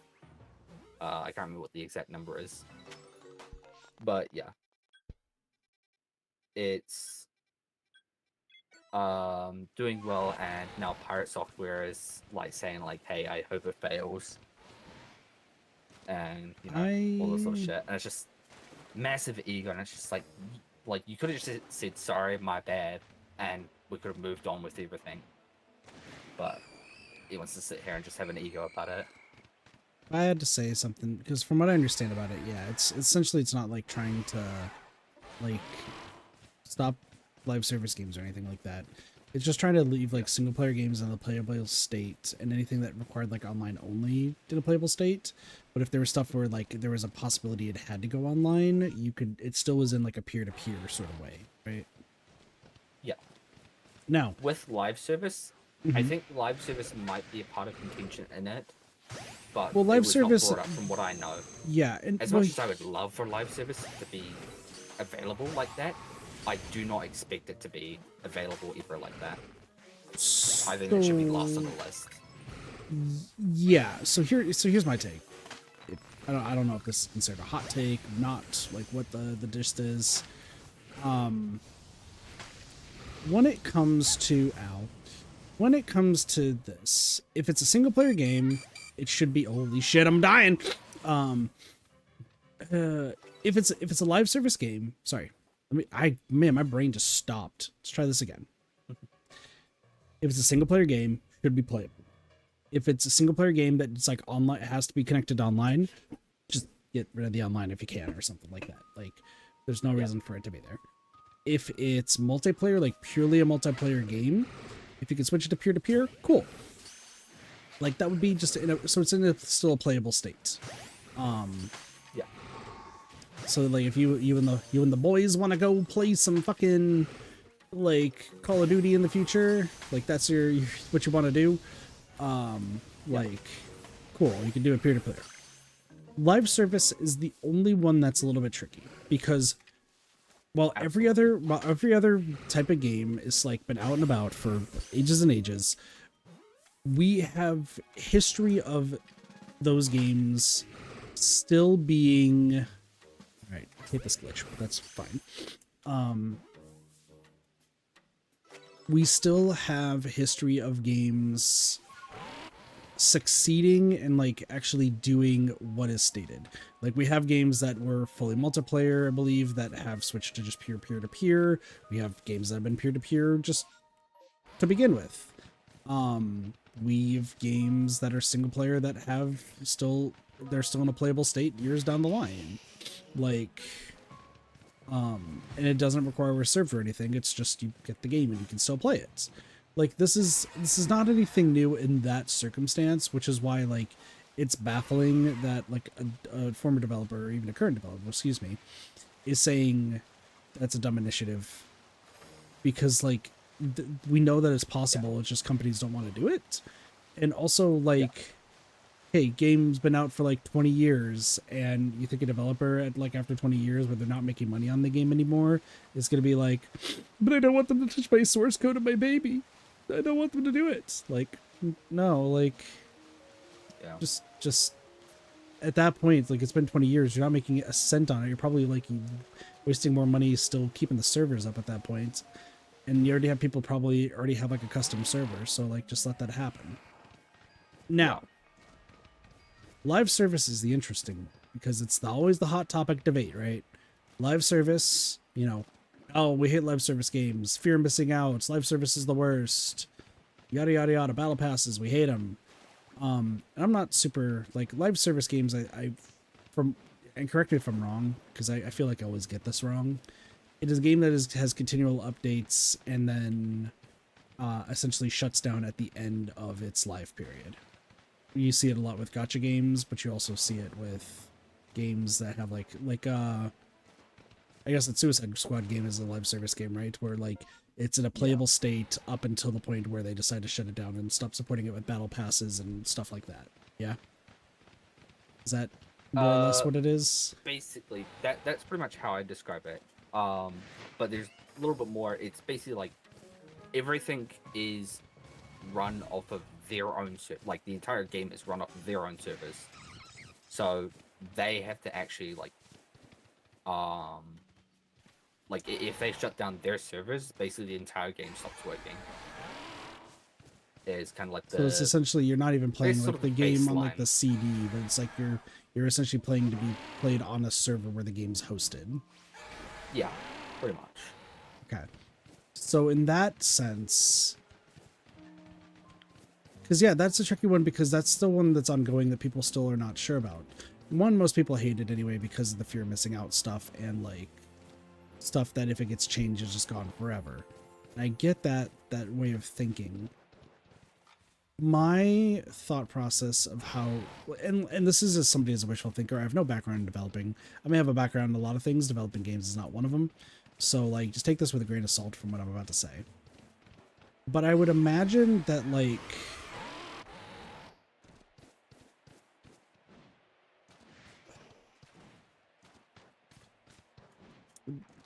if you want, I do have some. I'm trying to figure out experience in developing. Well, so I have some experience in games that have come offline. Gotcha. I'm just trying to figure out like the best way to word it. I think there needs to be. I'm trying to think of like the proper way to word this. Excuse me. There should be a different type of business that exists in this market. So let me kind of explain to the best of my ability, and I'm probably going to trip over words, but this is just an idea. I don't know how feasible it is. A developer like Derpy, you can like tell me if I'm wrong, like this not even remotely possible, because you said it's on a server, right, that they just have to keep updating and like essentially updating it through that server, that wherever it's hosted, right? Yeah. So wouldn't it make sense for there to be essentially a third company? So you have the company who like dishes out the server where the game is going to be hosted and everything. You have the developers, obviously the publisher, so that's 3. And then fourth, you have a fourth company who comes in at the end. The developers say, or developers, publishers, whoever decides when a game is done, is like, hey, we've had a good run. It's been 5 years. let's use Nikkei as an example, okay? I think that might actually help me out here with my explaining. Let's say Nikkei runs for 5 years. Shift Up, I think they self-publish, so that's cool. Whoever they host the servers through second, they're both like, hey, it's been a good run. Nikkei, you know, profit's been declining. You know, Nikkei 2 is already out and people are playing that, so we need to shut off Nikkei 1. Let's get Company 3 in. And what Company 3 does is that they go to the server and the developers put out a notice saying, hey, end of service. The game will no longer be getting updates after this time. However, at that time, Company 3 is going to be going in and making the game distributed in a way where you can actually have an actual like record of the game that's not server based. Like it's transposed either to CD, online code, or anything that you just download and like you can play. That's like not connected to anything. You have a way to play the game that's not connected to the server. It's just everything's there, but there are no like multiplayer components. Yeah. And their entire task up from the announcement to that day is transferring everything into a packageable format to where then they could sell that on top of it. And most people would end up being like, well, wouldn't that not sell because like it's at the end of the life cycle? Once that announcement gets out there, I'm sure that we can have like storefronts be out there that have games that are no longer in service that are on these copies, whether it's disc-based, USB, download code, like something of that effect, right? I think if there was a way for a company to transpose it off of a server into another form, I think that would be possible. I don't know how because I'm not smart enough and this is not my field of expertise. But something in my brain is saying that in the future it could be possible. We are just not there yet. So short answer is yes, I believe it is possible. Okay. So, and I would say MMOs also fit into the sort of model of Yes. live service. Yeah, I would agree too. So there was a game that I played that was exclusively in Japan. Mm-hmm. It was planned very far in the future to be released in the West and whatnot. Mm-hmm. Have its own global service, all that sort of thing. The game didn't get enough traction in Japan, so the game went offline. I think like 2 years after I first visited. Okay. The game is now fully offline. However, because it was like the global side was in a Discord and whatnot, and honestly, just a lot of the players were in this Discord, always talking about the game. Mm-hmm. I think they decided to give the files to the players, and they had to do a bit of because it was more of a third party game. I'll just mention the name. It's Dragon's Dogma Online. Okay. It was literally an MMO version of Dragon's Dogma. Okay. It was a big thing that a lot of Dragon's Dogma players, including myself, really wished the original game was. So it was a dream come true to a lot of us. But yeah, unfortunately, didn't get enough traction. So when the game came offline, all the files were given to like the admins and whatnot, or the moderators, and they gave it to a bunch of people who knew how to reroute like server files and stuff like that. Okay. So they basically made it so that it could be played without any connection to a server, or basically it was more so set up in a way where it's like Minecraft, where the server runs with the game when you launch it. Okay, so pretty much exactly what I was just kind of describing. Yeah, so you can run it peer-to-peer and stuff like that very easily. Like there's a whole bunch of like, well, there's extra files actually. That's what it was. There was extra files if you wanted to run a server with friends. But otherwise, like you just had the game there, and it was just all. You could just run it all single player. Okay. So assuming that other like there's not any like specific things with other games, like Mhm. something like Wuthering Waves or Genshin Impact might be a little different because, it might be like engine classifications. They're Unreal Engine, so Also, I you assume just it'll be mentioned fine. Genshin again, reminded me that I need to update that in my Hoyo account, otherwise I'm gonna lose my Genshin stuff. Which that Uh, wouldn't be good. How do I do that? Do you know? uh, beats me honestly. Hold I on. really wouldn't have. Genshin Impact account age update, I think is what I have to do.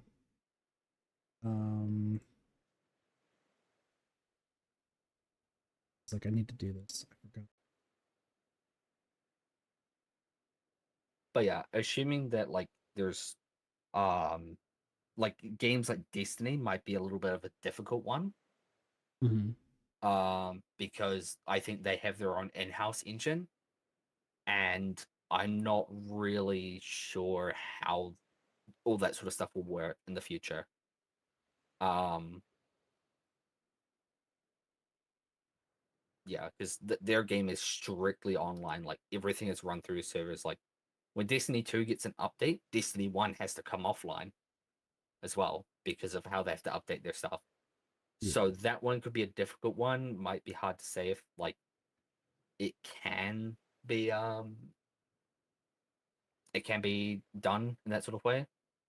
But I think most games should be able to, assuming they run through like Unreal Engine or anything, very common. Mm-hmm. But yes, by my own experience and stuff, yes, it should theoretically be possible. Okay.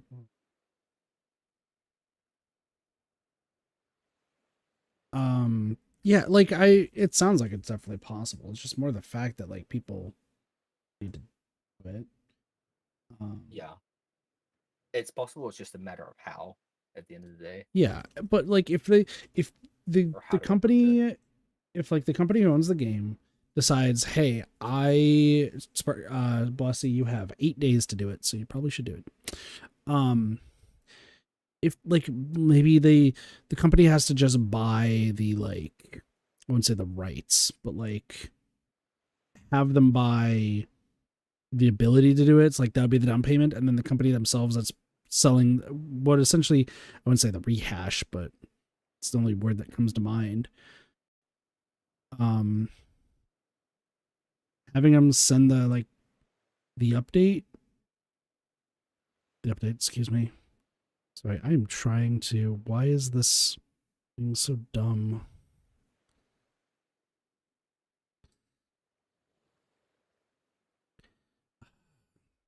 Trying to get this code, and it's trying to be like, wait a second, we just sent it to you, and I'm like, yeah, I don't think it's this.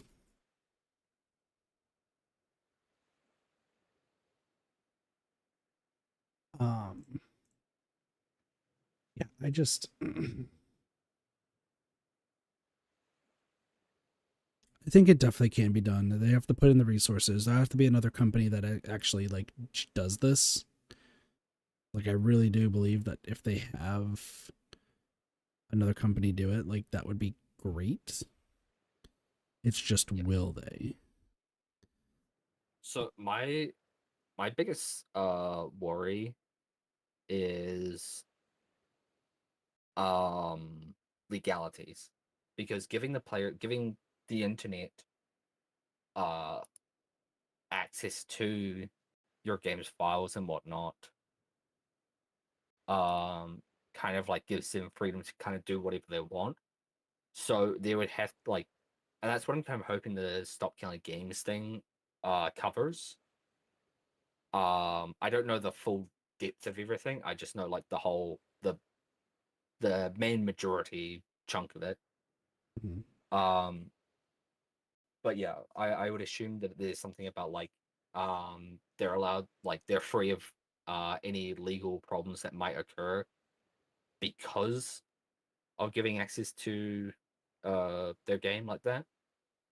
Because yeah, people could do all sorts of heinous shit with uh with the files. Not to like every game, but there are some games where shit like that could really be abused and make this company look bad. Even though they don't own the rights to the game anymore. Yeah, Even though like all their stuff will be plastered through the game and whatnot. I get the That's whole my biggest problem. I get the legality part. I just like there's got to be like a terms and conditions, I think, essentially, that just pops up is what I would say. Yeah. People would ignore it, but if it's in there, that way at least like it can fall back on to that player. Yeah, like if any legal problems come up, like you can go through and like you have legal proof of like, hey, it says in our shit, like You can't do we this are still. yeah, we're not responsible or anything. For things And that's like this. why I And think it's like, there needs oh, to be. I didn't read it. It's like, well, that's your fault. Yeah, you agree. You clicked agree, so. Yeah. Yeah, and I think that's why there needs to be that third company that exists, and Yeah. And like I said, I don't. This is not what the Stop Killing Games movement's like going for. Live service games are not really included, from what I understand from this right now, because that's a conversation for a different day.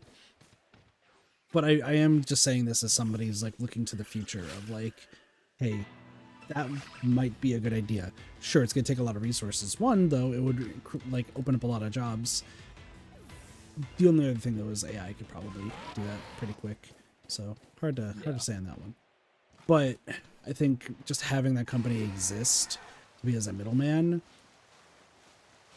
and then if the company goes out of business for any reason, like at least there's still record of those that can be transferred to either a different company or a different like supplier. Yeah, exactly. That's my thought process on the whole thing. Hopefully that all made sense. But I mean, and in regards to like the developers like not wanting to and Pirate Software just being super against it, I mean, there's a possibility that there's just something like a bigger picture that we're just not seeing. But if it's really just going down to the developers just don't want their games to be out there for the public to like alter, then what do you say to all the people modding things into different games? Yeah. I think that it is completely unfair to say as a developer, because you are effectively removing people's, because again, I've said it before, or I've said it a ton actually. I think digital access to games these days is disgustingly egregious. I think the way it's all done is terrible. The way that all these companies profit from it and whatnot. Borderlands is the most recent example that I can give. Borderlands 3 was a $140 million budget. Borderlands 4 is a $300 budget. $300 million profit. $300 million budget. Which is wild to me because the game, like, the UI looks different, but the game looks fairly the same. So far, from what we've seen, it looks fairly the same as Borderlands 3, just slightly adjusted. Or the same as Tiny Tina's. It looks just slightly adjusted. With a couple new mechanics, which rarely people are going to use, let's be honest. I mean, new traversal is cool, but, like, unless it's forced up on the player, no one's really going to use it. But it's like, where are you putting all this money? That's a rhetorical question, because I already know. It's all overpaying people. But like, because I've seen many cases of it now. People are coming out and they're like, yeah, like I got paid like, you know, millions for this game project and whatnot. And all I did was like, you know, make the UI, and it's like, you know, basic UI stuff. And sorry to say it, but it is a lot of DEI hires and whatnot as well. Like, it's just, it's really poor money management and whatnot, or just managing of like employees and whatnot.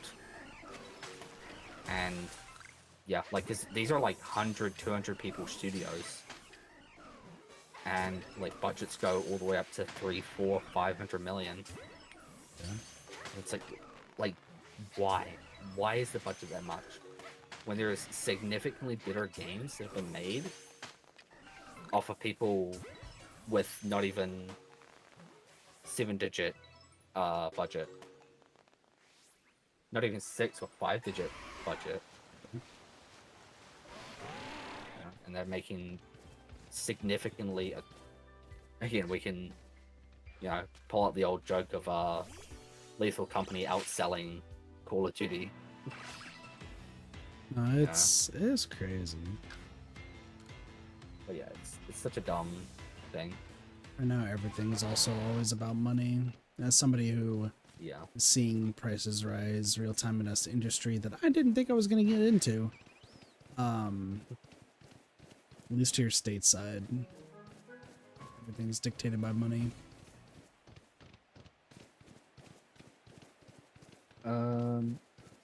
Oh, that's right. I was trying to find the thing. So, real quick, because it's a very short thing. There's not a lot of info. The Subnautica stuff. Yeah, that was the last. That's the other thing. Sorry, we got two. We did end up getting two new shinies. I don't know if anyone noticed, but there was a shiny quillfish, which means I can now do its really stupid. Yeah. I don't remember how to evolve it to an overquill. But I can now evolve it to an overquill. Oh, yeah. And I don't remember that either. It's not the one. I don't think it's okay. Process. Yeah, Basculin's the one that you have to get the recoil damage. I remember. No, maybe it is overquill.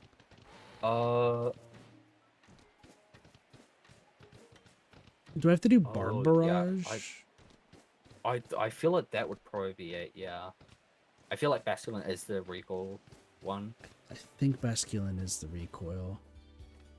I don't know, but yeah, because I would assume, just off of basic logic, I would assume Quillfish is something poison or stabby related or something like that. Let me see if I can find Quillfish on here, because usually you can see in its that would make the most sense. bio. Use Barb Barrage strong style. Really what it is? Overquill. We'll just look this up. Anyway, you can talk while I'm. Yeah, so Blossy, I don't know if you saw, because I did some deep diving because I was like, I don't trust this that much. But Charlie Cleveland posted a story about it on Twitter. But basically, yeah, Crofton, which was one of the publishers for Subnautica 2, has fired the co-founders of Unknown Worlds, which is the developers of Subnautica. Ted Gill, Charlie Cleveland, and Max McGuire. Apparently fired abruptly and without reason.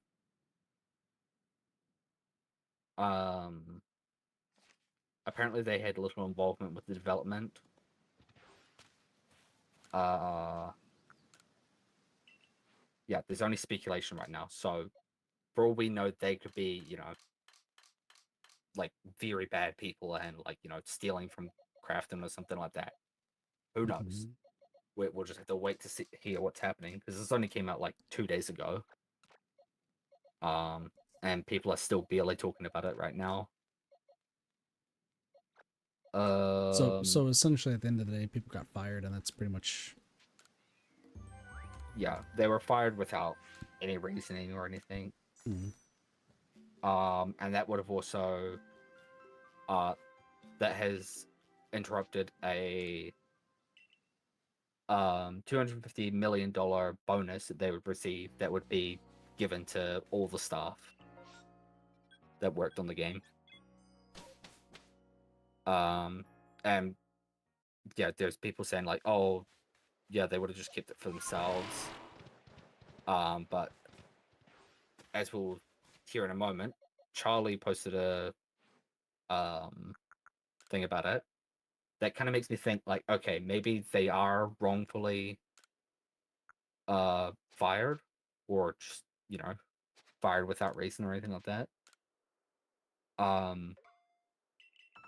But yeah, they've basically come out and they said they've already they've now filed a lawsuit against Crafton, which Crafton is a multi-billion-dollar company. Mhm. So the fact that they're even trying to is kind of insane. Makes you think like, yeah, maybe they were wrongfully fired or whatnot. But yeah, they've basically kept quiet about it for now until like the whole community kind of blew up about it, and they're like, "What the fuck? What is happening?" Yeah, and they're like, "Okay, we'll talk about it. Yeah, we're gonna sue them." Because not only was the game pretty much ready to enter early access, I mean, it was planned to come out like in a few months or so, or Mhm. less. The game has also been delayed to 2026 now. Hmm. So, yeah. That is strange. Again, yeah, not a lot of information. Pretty much all we have to go off of for now. They were wrongfully fired. They're going to file lawsuits. Which, again, I wouldn't understand why, as a publisher, you would fire someone without reason. Like, expecting I mean, to that's just also not file a just. lawsuit or something. I mean, that's just in jobs in general. I guess so. But yeah, it just seems like such a, like, really, really dumb move to fire three co-founders of all things without reason, and expect them to just be like, well, whatever. Anyways, and just move on with their day. No, it's the working career life is crazy for a lot of people right now. Like hearing stuff like that, it doesn't really surprise me. Once again, I've just briefly glossed over the fact of some people I know getting fired. One, it did have a reason. I know their reason, and it was inevitable.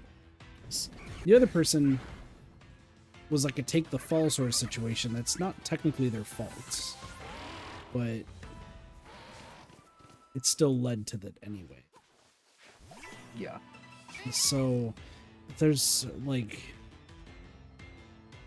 that's just what it feels like it is nowadays. It's just you can get fired for just breathing. Yeah.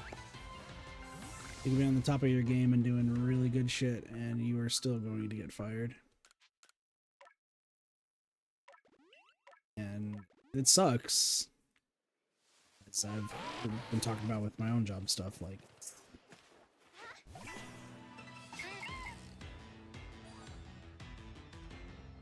Ah, yes, the flickering trees in the background. I love those. No, like, even, like, you say what you will about, like, really big bonuses and everything, and, like, how probably big their paychecks are, it's still people losing their jobs at the end of the day. Oh, yeah. Like...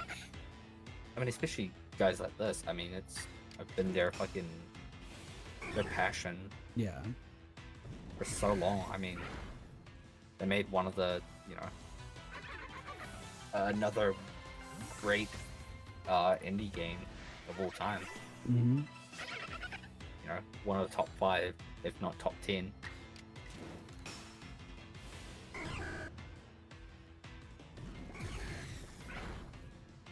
Yeah, it's...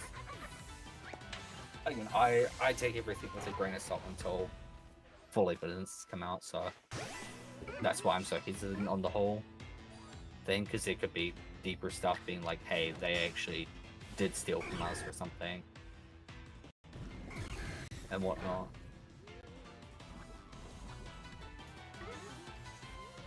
As some people say, actions speak louder than words.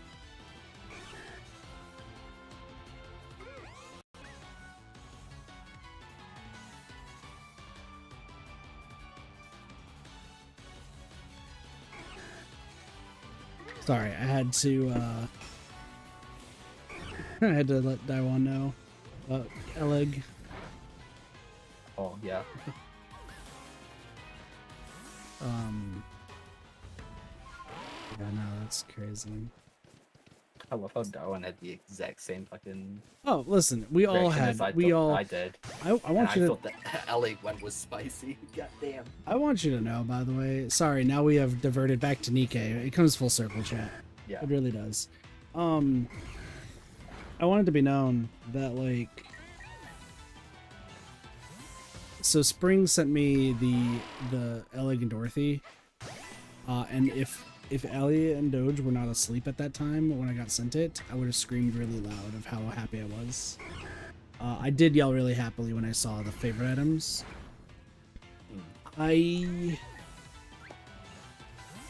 surprised that Duquan doesn't realize that Eleg's a unit.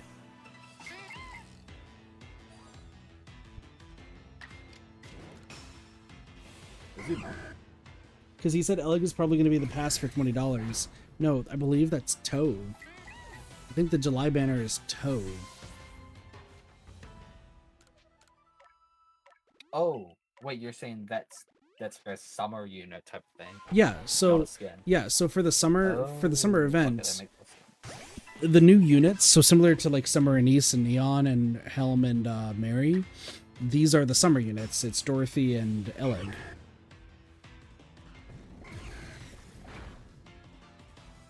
You know, I would say it's like, oh yeah, we're not used to this. No, me and him should be.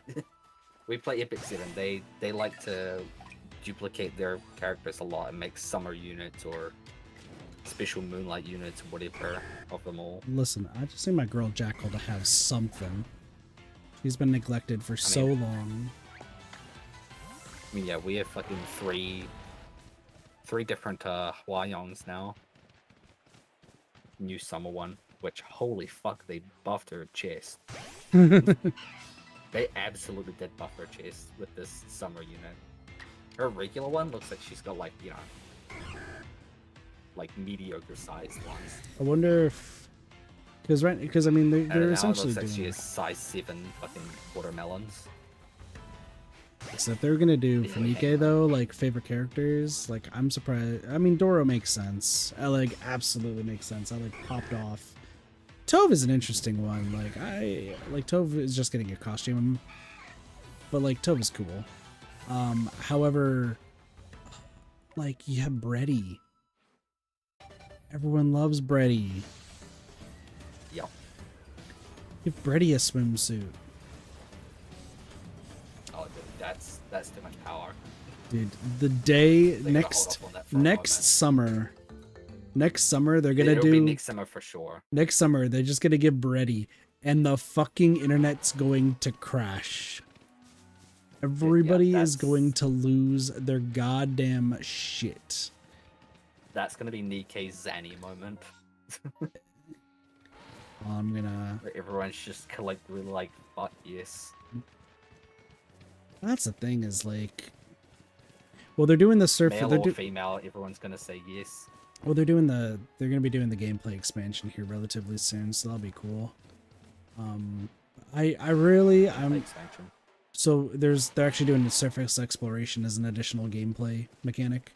So instead of just like going to doing the campaign and like doing your dailies, you could also slowly explore the surface. It sounds like it's either going to be 3D based where you actually just get to explore the world, or it's going to be tile based. I think people are remembering 3D, but I don't know for sure. But yeah, it's essentially exploring the surface world and seeing what is there to essentially build up on the surface. And they said they've been working on this for quite a long time. They were in the final stages. It was supposed to come out with the summer stuff, but they're delaying it a little bit just to make sure it's fine-tuned. I'm perfectly okay with that because, like, if it is a whole other gameplay sort of thing, like full game sort of style where it's gonna be similar to P5X where you have to like devote a significant portion of time to it, I am here for it. Yeah. Like that is, if that is the case, if it does become like a 3D kind of like exploring sort of thing, maybe similar, I'm not saying exactly like Genshin or anything, but like in the same vein of like exploring like that, I'm going to be so hyped. You have no idea. Because Yeah. that is expanding. That means that there is so much that they can do to expand Nikkei's story, and they most definitely should be able to franchise out, especially with how well Stellar Blade did. Like Stellar Blade 2 is in development. Listen, Nikkei 2 or like just a Nikkei, once again, Nikkei RTS, RPG, something, shift up, please. I'm begging you here. Give me a Nikkei RPG where the commander does actually date them. Like, be like, all right, we're releasing it on Steam. It's $60, but you can essentially get your entire harem. And fucking, I will buy 5 copies. I will put forth the $300. I'm actually surprised they haven't, or maybe they are like kind of like tinkering with the idea. But I'm surprised there hasn't been any sort of like talk about like I mean, I hate to say it, but it is kind of, you know, what a lot of these games are. But a Genshin style Nikkei. Well, that once again, Like an open world. That's possibly what sort of what the surface exploration is what I was saying. Yeah. I would not be surprised. I would actually, truth be told, say what you will about Genshin, right? We've talked about like our ups and downs with Genshin, right? Yeah. What I would like to say though is that that's still like Breath of the Wild and like even just the Genshin like kind of gameplay, I'm still here for. Once again, I'm not somebody who disliked the gameplay of Genshin. I just hate, or like the characters. Like the characters are fantastic, although some were a little dumb, and also like they didn't get their stories fleshed out. And there were some gameplay choices that were a little weird. The side story stuff, listen, just give me like a story to read through and everything. I don't need to redo the fucking Path of Courage for Chongyun like 5 times. Yeah. Like, wasn't necessary. But like actually like exploring and stuff, even with me hating the Aranara quest and fucking whatever that place was called that I forgot now.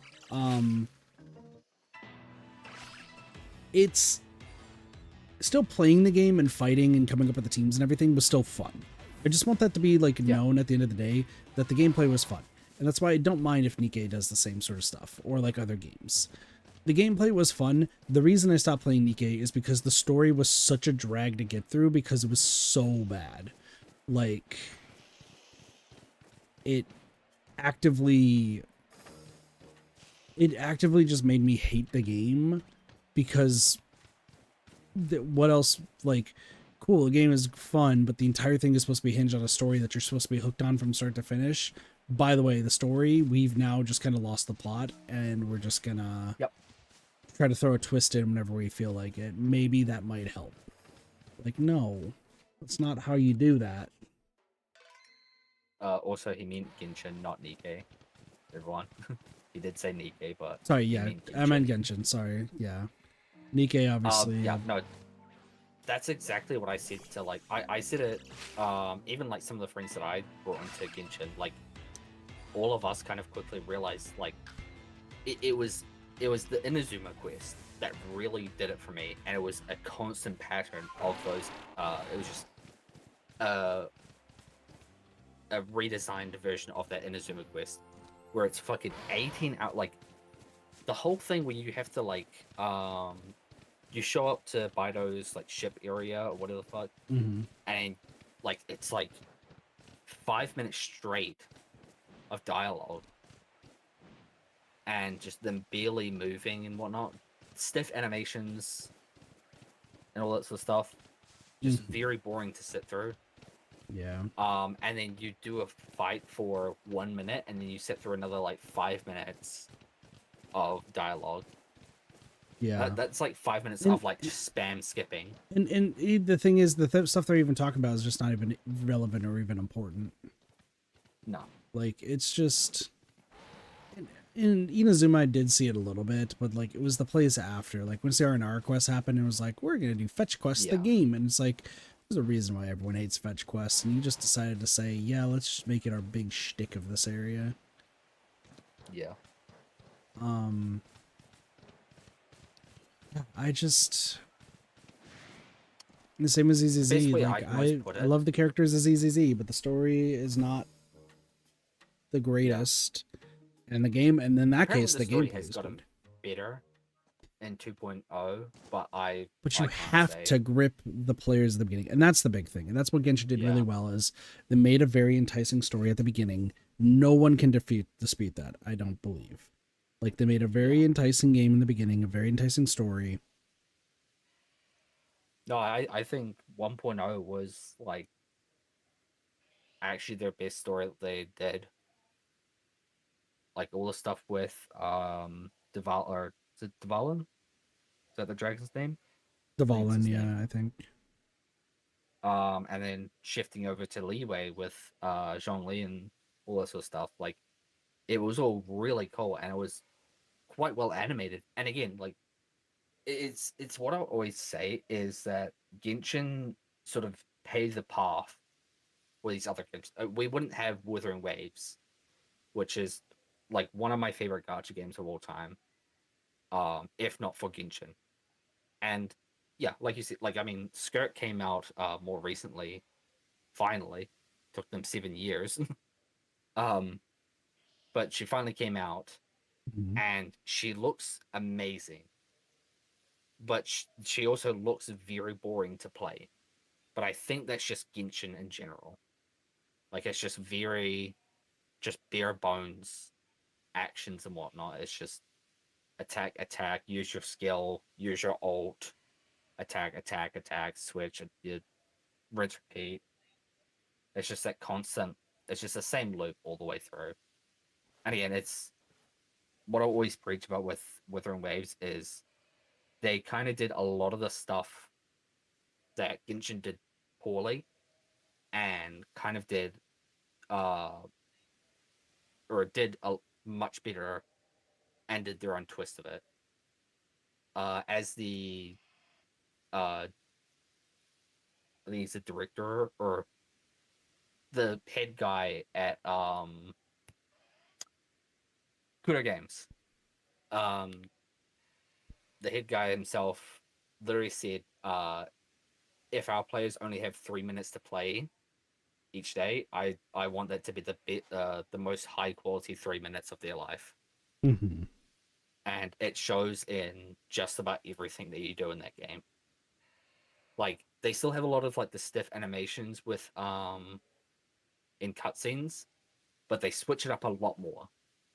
So like people like they have their own unique animations and whatnot, but there's still a lot of like the base animations of like like holding out the hand, like yeah, like this that.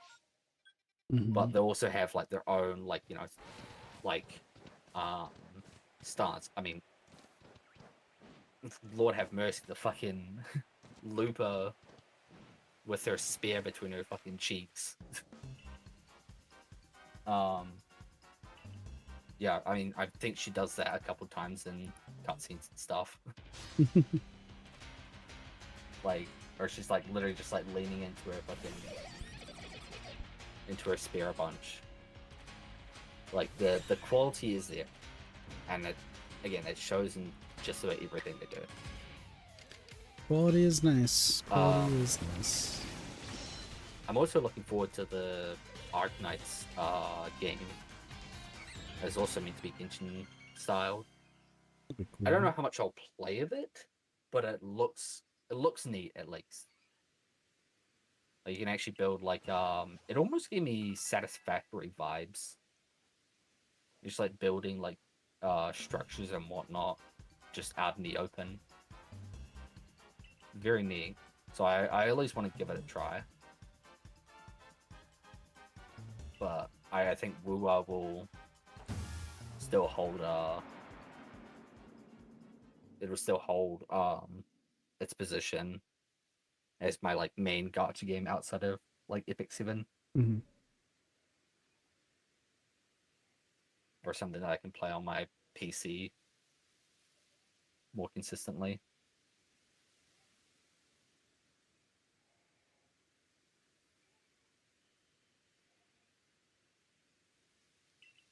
Well, see, I think Genshin was the big problem for me with, or is the reason why I end up um like just like brain off, just spam skipping dialogue whenever it comes up, even when I'm actually invested in the story. I'm like actually reading through it, and then I just like instinctively start spamming skip, and I'm like, oh fuck, no, I was meant to read that. Oh, What did they say? no. Yeah. Like Epic 7, or sorry, Genshin has absolutely put that habit into my brain, which sucks. Yeah. Just because of the amount of skipping you have to do just to play the game at all. Yeah. Which really does suck, because I think their stories could have been good if they just fucking just compress it. Just compress all the shit that everyone's saying into like 5 sentences or something, and you'd get the same result with the story. I think there should be like a summary version and a long version. Yeah, And then that way, and that's then also what Wuthering Waves has. I know Star Rail added that fairly early on. It's like, yeah, like there's the whole storyline, but then there's also like yeah, if you want to skip it, like it literally like summarizes everything. It's like, yeah, this is like what's happening and whatnot. The yapping was important, yeah, definitely. my brain's starting to shut off. I think I'm getting tired. Yeah, I think it's very fair. It's getting kind of late. Reorganizing. Derpy, I have so many shinies. I do need to get some more from Scarlet and Violet. That's another thing. Oh, Yeah. that was the thing I was gonna want to talk about, but I'll do that once I finish organizing these. I can talk about that, because I was gonna make update video stuff. It wasn't working, so I'm just gonna do it here for a little bit, and then I might make a post or something about it. Where the fuck is Machop? Oh my lord. Also, Machop, why are you like this olive color compared to your evolution line? That's weird. But you could. Then do what? I think was the only Twitch is one. having a breakdown. Was Twitch starting to break down? A little bit. Well, we're almost at the end, so. Also, was Yeah. Duat the one that I already had? Yeah, Duat's the other. So I have 2 Alpha Duats that are shiny. That's cool. I have 5 Rufflets. I have 4 Rufflets. I have 4 shiny Rufflets. After not seeing one almost the entire game. Fucking the past like 4 streams, I've gotten a Rufflet each time. This is crazy. Actually, past like few, because I got a regular Rufflet and then a Braviary myself. God damn. Okay. So update on stuff. When it comes to streams, obviously we started doing Dead by Daylight. I gotta unfortunately do Killer for the anniversary, so I think we're gonna try to wrap that up relatively soon. Obviously there's still Pokemon, and then there's a few other games, but I'll kick my butt into gear and at least focus on the fucking script stuff just to get that rolling. Otherwise, I think Neko will hurt. And Sparks might too. In fact, I think Sparks might be sent by Neko to hurt me. I would not be surprised. However, I also now have, oh my gosh, that Gliscor. Okay, I'll just use the shiny elf. If anyone wants a Gliscor with perfect EVs, I got you. think I'm now about to be part of like 2 full collab groups. And I have other games I have to collab. So actually 3. And then I guess if I include Derpy, like you and Sparks for some games I know that all 3 of us want to play. Mhm. But so here's essentially the breakdown of that. Doge wants to continue streaming and wants to stream a lot more as soon as Ellie starts going to work. I don't know if he's gonna want to start streaming himself or if he wants to I don't know what his full plan is. I just know he wants to get into like streaming. Right. Mhm. Originally I was like not really thinking he was going to do that because like caboodle stuff, he just never seemed to pay attention. But now he like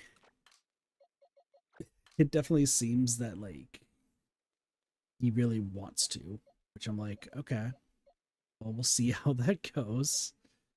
Um, so yeah. Um, but there's also Caboodle. I don't know about Cuban Slime because I know they've been busy and they don't have too much interest in streaming, but there's that. Next, we have Spring who wants to do a bunch of whole like Nikke videos and stuff. I know he's had a lot to deal with like IRL stuff. So that's why nothing's been started just yet. But I know like relatively soon I believe he's going to want to. So there's that. On top of that, Neko and I are essentially going to be doing a lot of like co-com streams. I don't know if it's just going to be like a separate channel or if it's going to be just our own channels and we're both going to have different perspectives. I just want to let y'all know there's a list of over 100 games on it. So I think Neko and I are going to be at it for a while.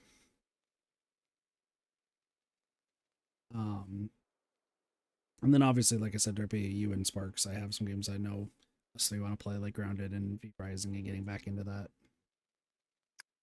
Yeah, it's been a hot minute since we touched V Rising. I haven't touched it since the new update. Yeah, I've wanted to go back, and there's so much stuff on my plate. On top of that, sorry, another one I have to remember because I get reminded at least once a week.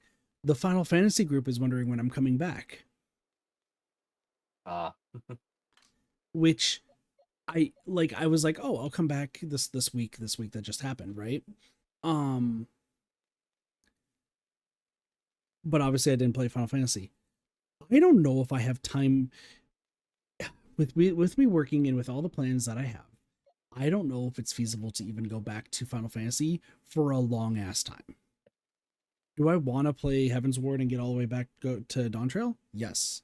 Do I want to like play the game some more? Yes. Do I have other MMOs I want to play because Kit's crazy? Yes.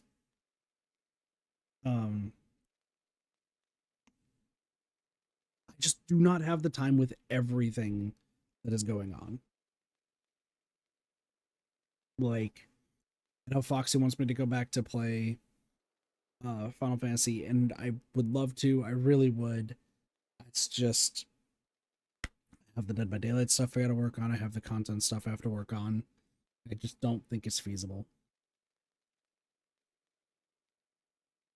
So I think unfortunately for that aspect, I might have to put Final Fantasy on a hold until I can maybe stream full time or something. Like if I can do this full time and make content and everything, yo, I'll have so much time to play Final Fantasy. It's not even funny. But with everything I'm juggling right now, I really don't think it's feasible. I really don't. And it's really hard, disheartening to hear because I love playing with Ikonis and Tia and Foxy, all of them, Sock. It's just hard right now. It really is. So Yeah. We'll see how it goes though. As far as tonight, it is almost 4 in the morning, so something tells me I'm not going to work on the script tonight. Don't know what it would. I don't know what gave that away. Might be the fact that Well, I don't know. I streamed a shit ton and didn't get a chance to finish anything. Well, I mean, I finished a little bit of stuff, so it's fine. But yeah, so we'll see what happens. But thanks, Derpy, also for joining. Appreciate course. you. Yeah, I'm definitely very excited for that bossy. For Grounded. Love Grounded. Too. Yeah, I have like 300 hours in that game. there's Just a lot on I have PC. to do. I think so. Tomorrow, tomorrow being Saturday. I had some ideas of like some stream stuff that I wanted to do, but I think considering like obviously I have now 3 people who all need me to be like, hey Kit, you should fucking do your script, bucko. One of them's in this call right now. Hello. Like I want to work on that. Script good. Yes, script good. Yeah. I think what I want to do is probably work on that tomorrow, and I won't stream until then. The other thing, though, is Neko's starting her subathon tomorrow. Oh, I see. Which I believe I'm being invited to. I'm essentially being invited to a lot of Neko streams. Not sure why. It's kind of a crazy thing. Nothing weird going on, I swear. No comment.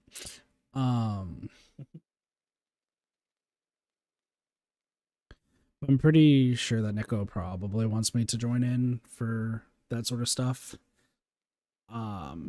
So it might be the thing is I don't Neko subathons are different than other subathons that I hear about, because instead of it being like one long stream and then just like sleeping and still having the stream going on and then continue it forward, it's split up into just different chunks.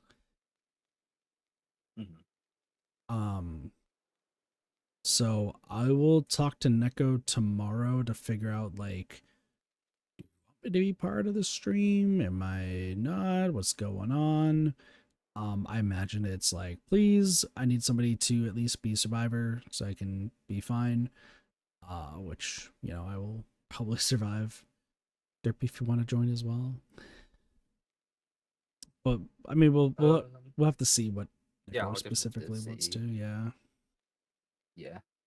So I mean, I gotta. There's a couple things I gotta do in the next couple weeks. Personal life. So yeah, we'll just see what availability is like for me. Yeah, that's completely fair. I know for me, like I should be there. I should be streaming beforehand is like what I'm hoping. Like I'm hoping I'm going to get the script done. I want to stream beforehand. I don't know if it's going to be Pokemon or like what. I want to stream something beforehand and then join. But it might just be I'm streaming Dead by Daylight, and then by the way, we're doing more Dead by Daylight. Like I start off playing Killer, and then I just join Neko after the fact. Like I don't know. We'll see. Just expect at least 2 streams tomorrow, and I'm gonna get a script done before somebody kicks me in the balls with a steel-toed boot.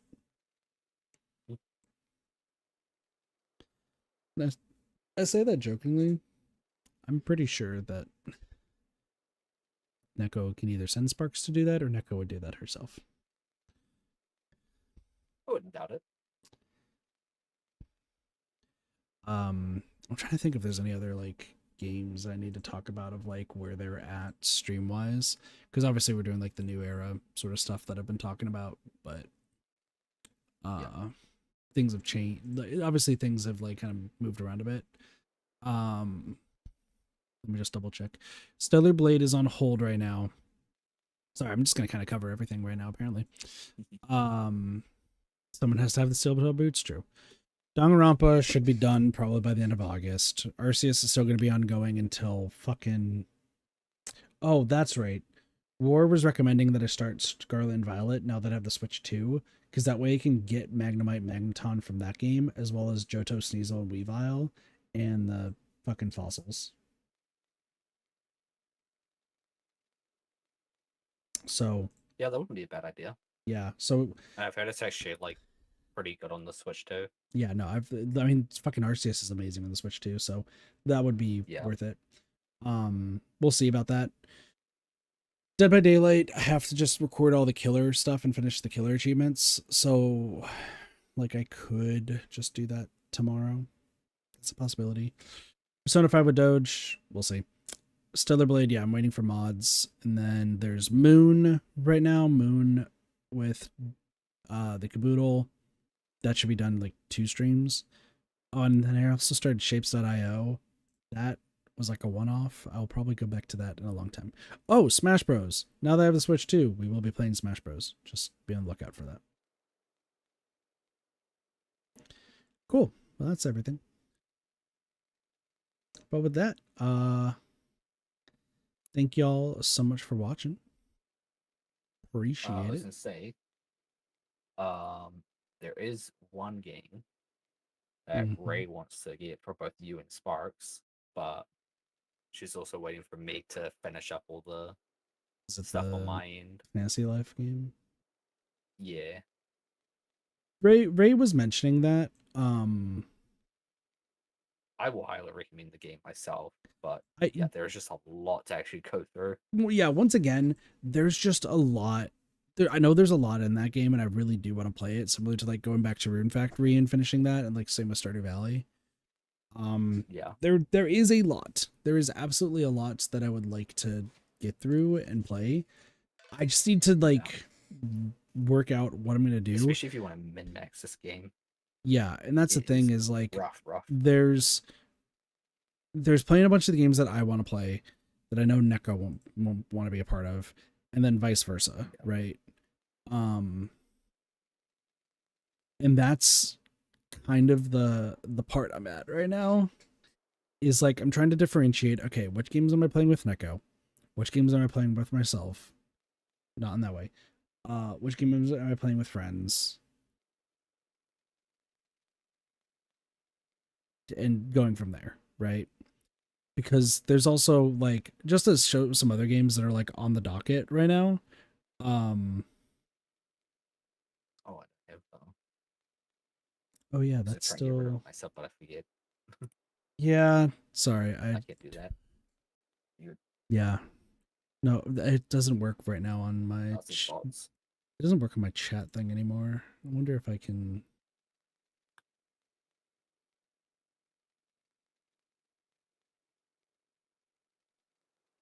I just have an instinctual fucking reaction to get rid of it. Yeah, I have to switch to like my like build thing. Also, there's an ad that's about to play, so sorry, chat. Can I skip it? Yeah, let's just snooze. Yeah, because we're about to end the stream anyway. Yeah. No, I had this itch to play like Back for Blood or like Payday 3 or Payday 2 or something like that. But I'm like, oh, but I still have to get this done, I have to do this, so on and so forth. I'm like, yeah, hold off on that till now, and then I'll figure it out. Way too ambitious for it. Payday 3. I wanted to speedrun that game before it came out.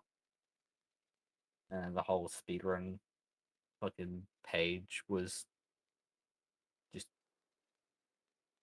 fucking shit. It's the best way I can put it.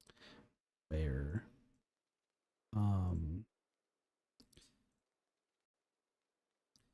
Kind of do like I do want to go play Payday. I know Doge will probably want to join for like Payday 2 or something like that.